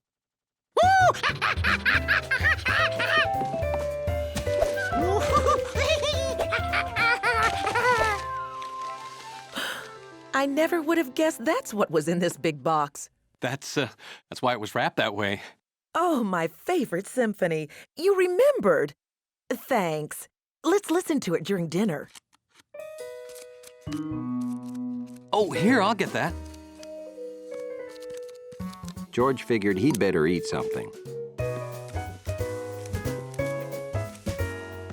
Because this was gonna take a while. George wondered what a rubber band would grow into.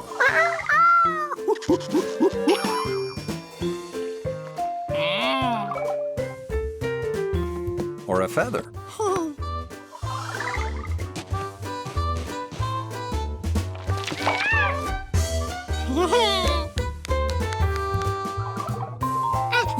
George was gonna grow all kinds of exciting things.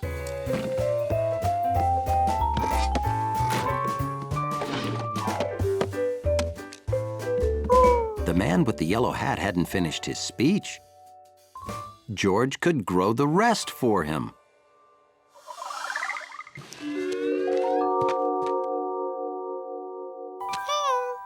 Blah, blah, blah, bleedy, bleed, blue, blah, blah. Thank you. This would be the best speech ever. Hi, have you been just sitting there waiting for me the whole time?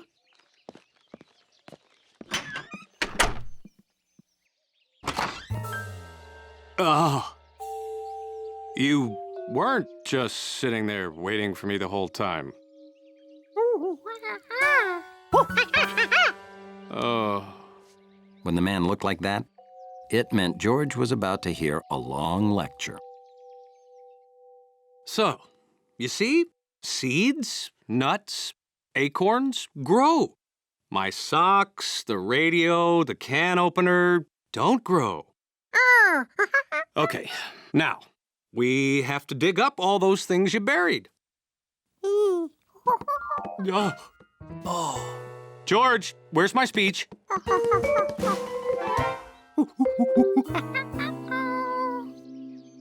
Okay, we have to dig up my speech first. Unlike Jumpy Squirrel, George didn't know how to find what he wanted. Everything smelled like dirt.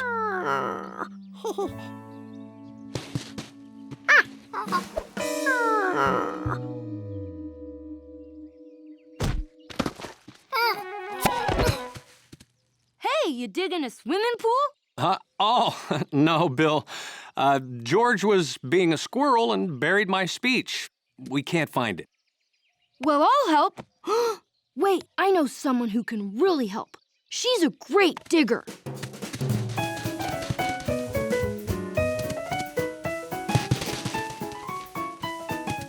No speech here.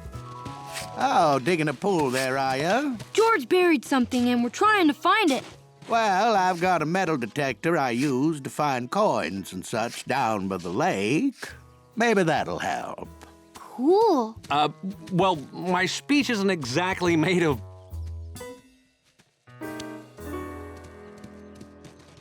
Well, no. Ahoy! Maybe it's what you're looking for. No, my speech isn't made of Ooh! Are they pirate keys? That could be. Maybe to a treasure chest. No, we're not gonna find my speech, and I can't rewrite it in time. I'll just have to skip the tribute.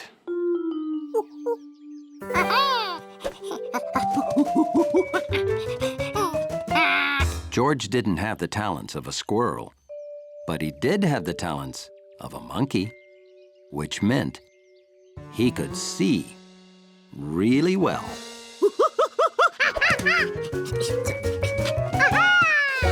You found it! The speech! Well, that's not made of metal.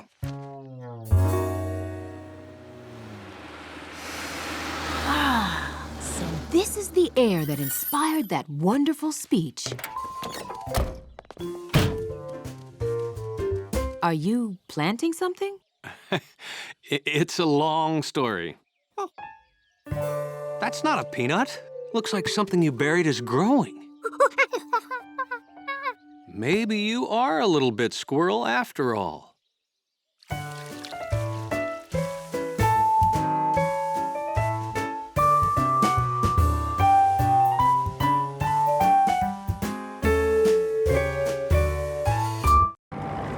The apartment building where George lived was a very orderly place. And that's how Hunley liked it. They're here to clean your carpets. People came,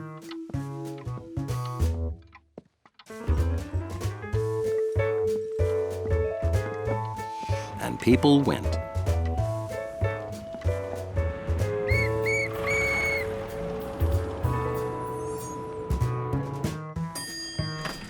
The elevator arrived,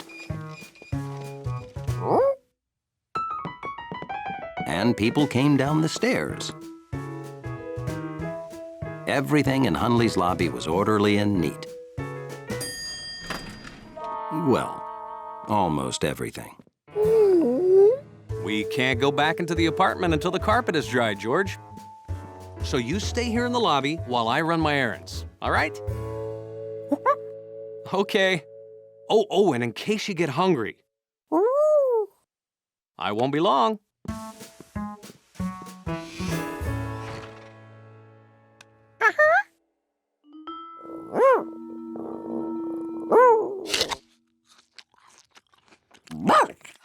Hunley didn't think George should be eating a sloppy apple in the lobby.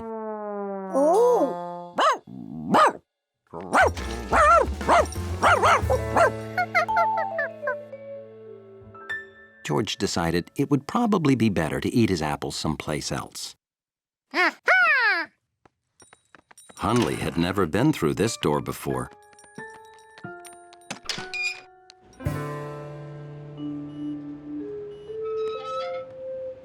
But he was pretty sure it was against the rules to be out here.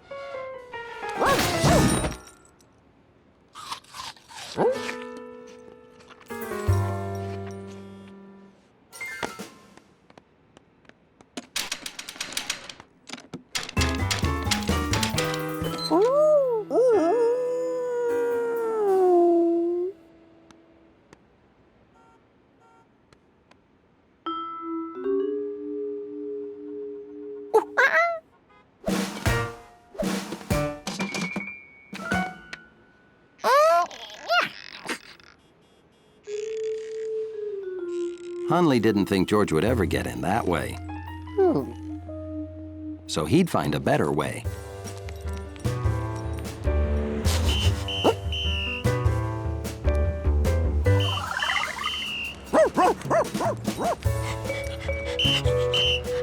All right, move it along.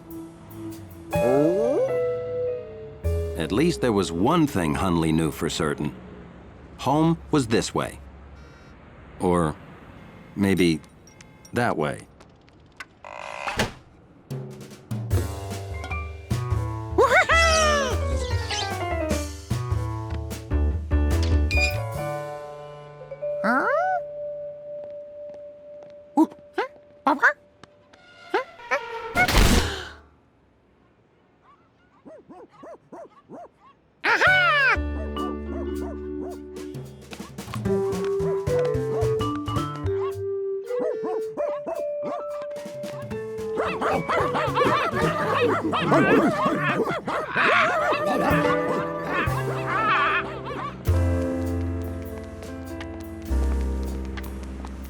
Hunley was getting worried. He could just imagine the terrible things that sloppy monkey was doing to his lobby. When Hunley found his building, it was even worse than he imagined. But then Hunley saw that it wasn't his street at all. But that meant he had no idea where he was.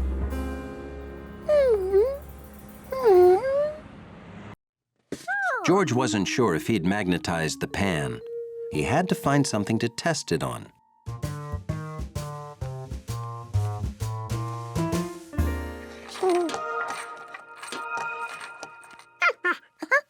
Okay, George, let's go.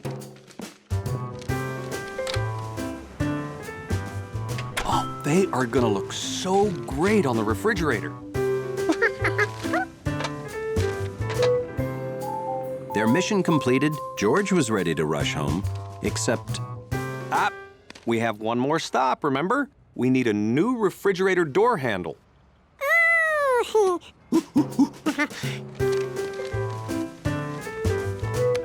Ooh, they don't make parts for an Ice Cubby Omega anymore. It's too old.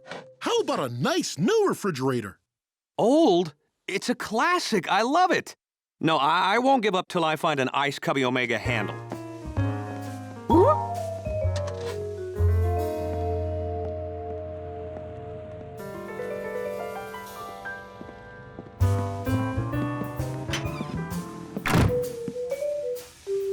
George felt like he'd never hang his drawing.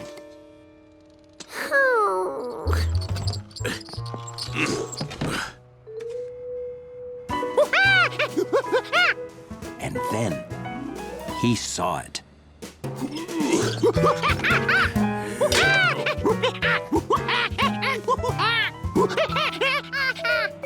George told him the whole story and that he'd be right back with the man with the yellow hat. What do you say? I don't know. I don't speak monkey.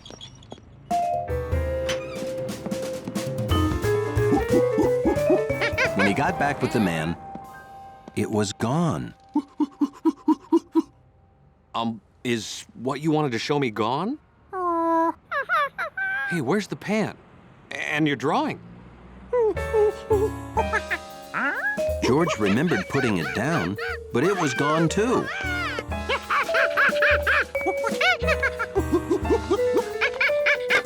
Ma'am, did you see a pizza pan with a nice drawing stuck to it?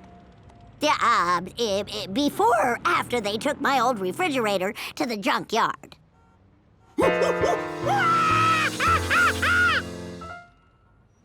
Look, I don't know how it happened, but if your drawing's here, George, I'll find it.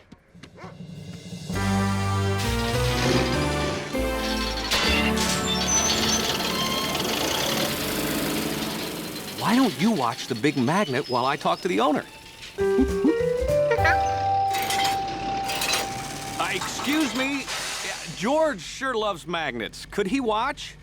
Well, sure. Now, don't go anywhere. This is a powerful electromagnet. Hit that red button and watch what happens.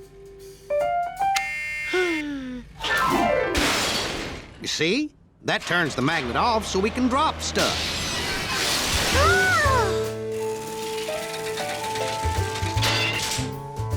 Hit the green one. That picks stuff up.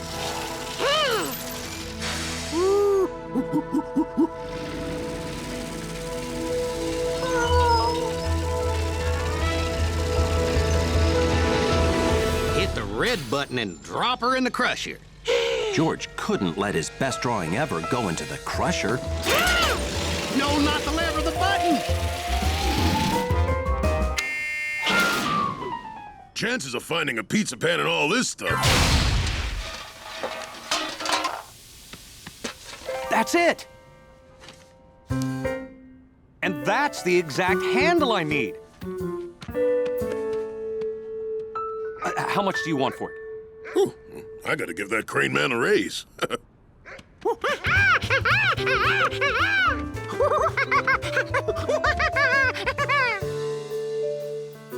George and the man with the yellow hat did everything they set out to do that day. Good night,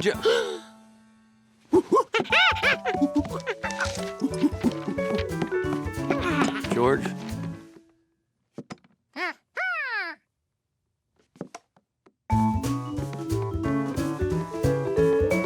Now he'd done it all.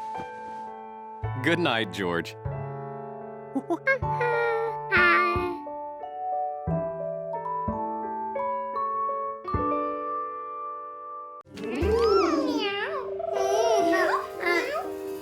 No one wanted to go in there. Maybe there was another way.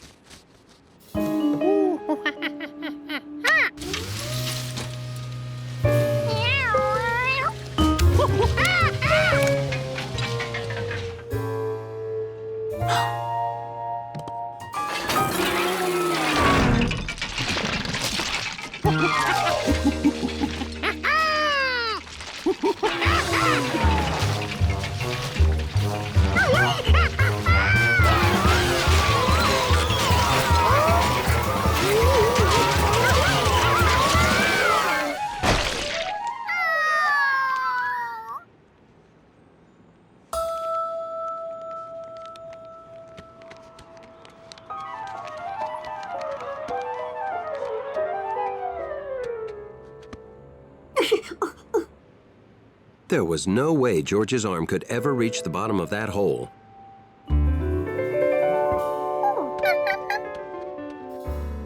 Hi, have you seen George? I sent him to the store a while ago and... Store? I saw him running past the store down the street. Oh, the construction site's that way. I hope he's being a good little monkey.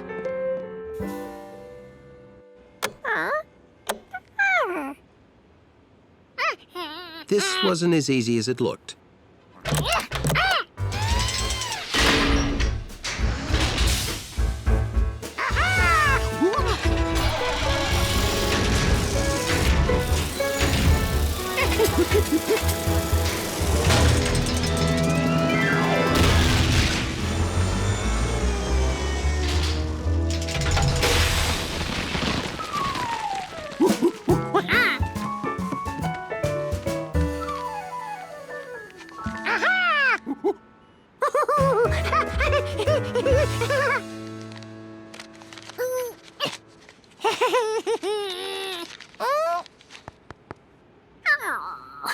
There had to be a machine for this.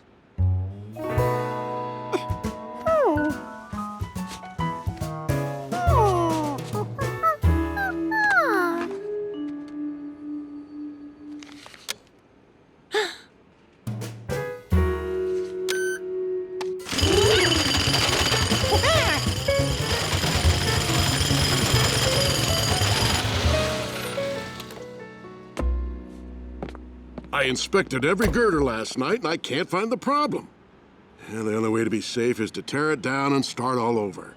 Otherwise, a big wind or strong shaking might make the whole thing fall down. What's that sound? Hey, stop that! The site's closed!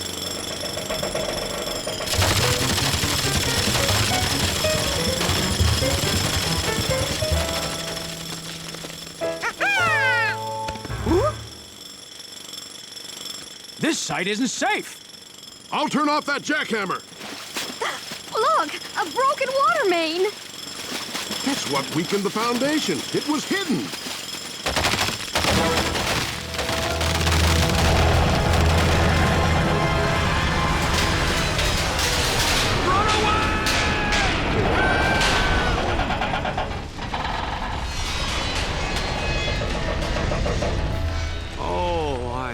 Hope George had nothing to do with this.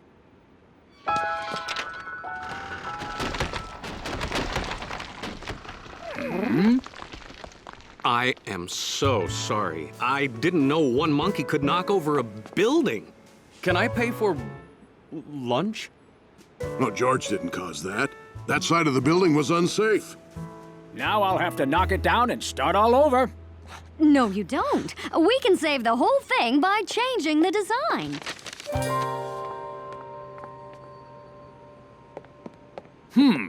Very angular, modern, and it would save money! I love it! How can I thank you? I know! Here!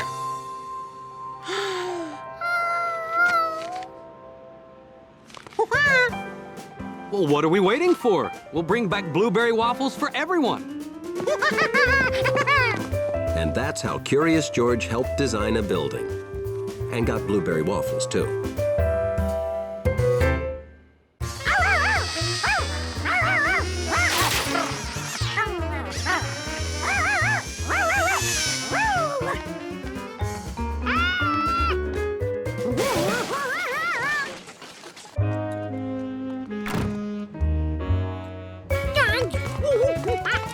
Dog sitting sure didn't involve any sitting or soccer practice.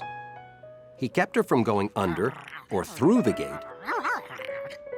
Now he had to keep her from going through the window.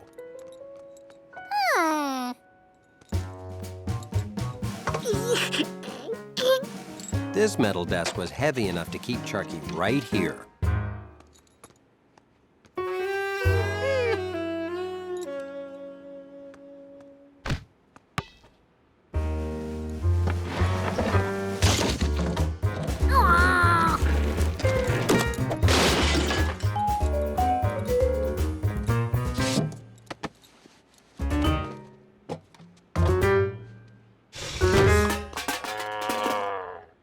It looked like George had to just sit there and watch the dog. Because every time he thought he had every escape covered, Chucky escaped anyway.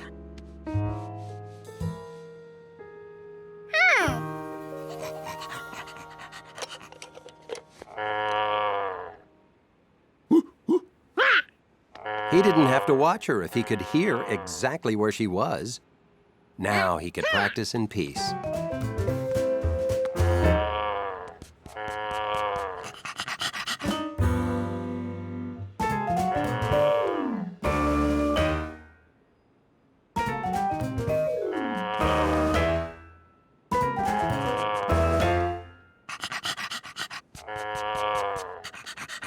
George realized a good player must learn to ignore distractions, like mooing dogs.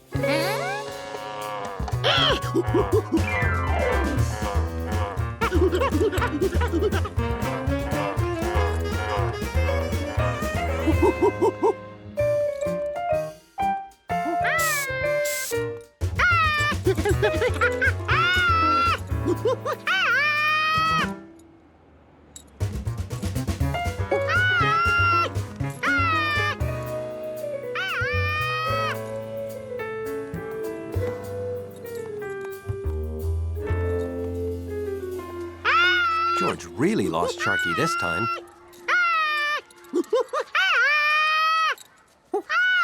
He couldn't even hear that dog mooing anymore. Is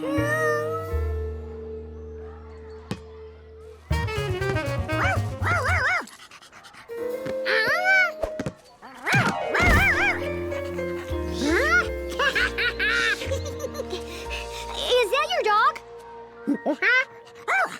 She lost her mooer. Here, she's the best soccer goalie I ever saw. With 4 legs.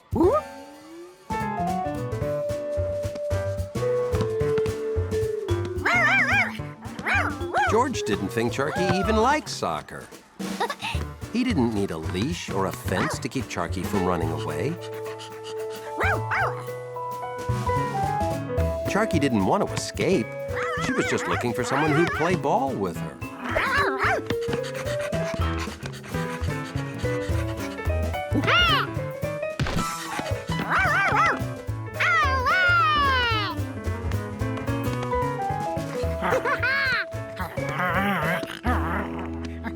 There you are. Oh, I'm glad I came back when I did. This gate's open. Good thing Chucky didn't notice. She's very lively. Once or twice, she's run away. We're going to the park, George. Would you like to come? Whoa! If you fall behind, look for us in the park! George would get lots of practice now. Chucky was the greatest soccer partner imaginable. Except for the dog drool on the ball problem.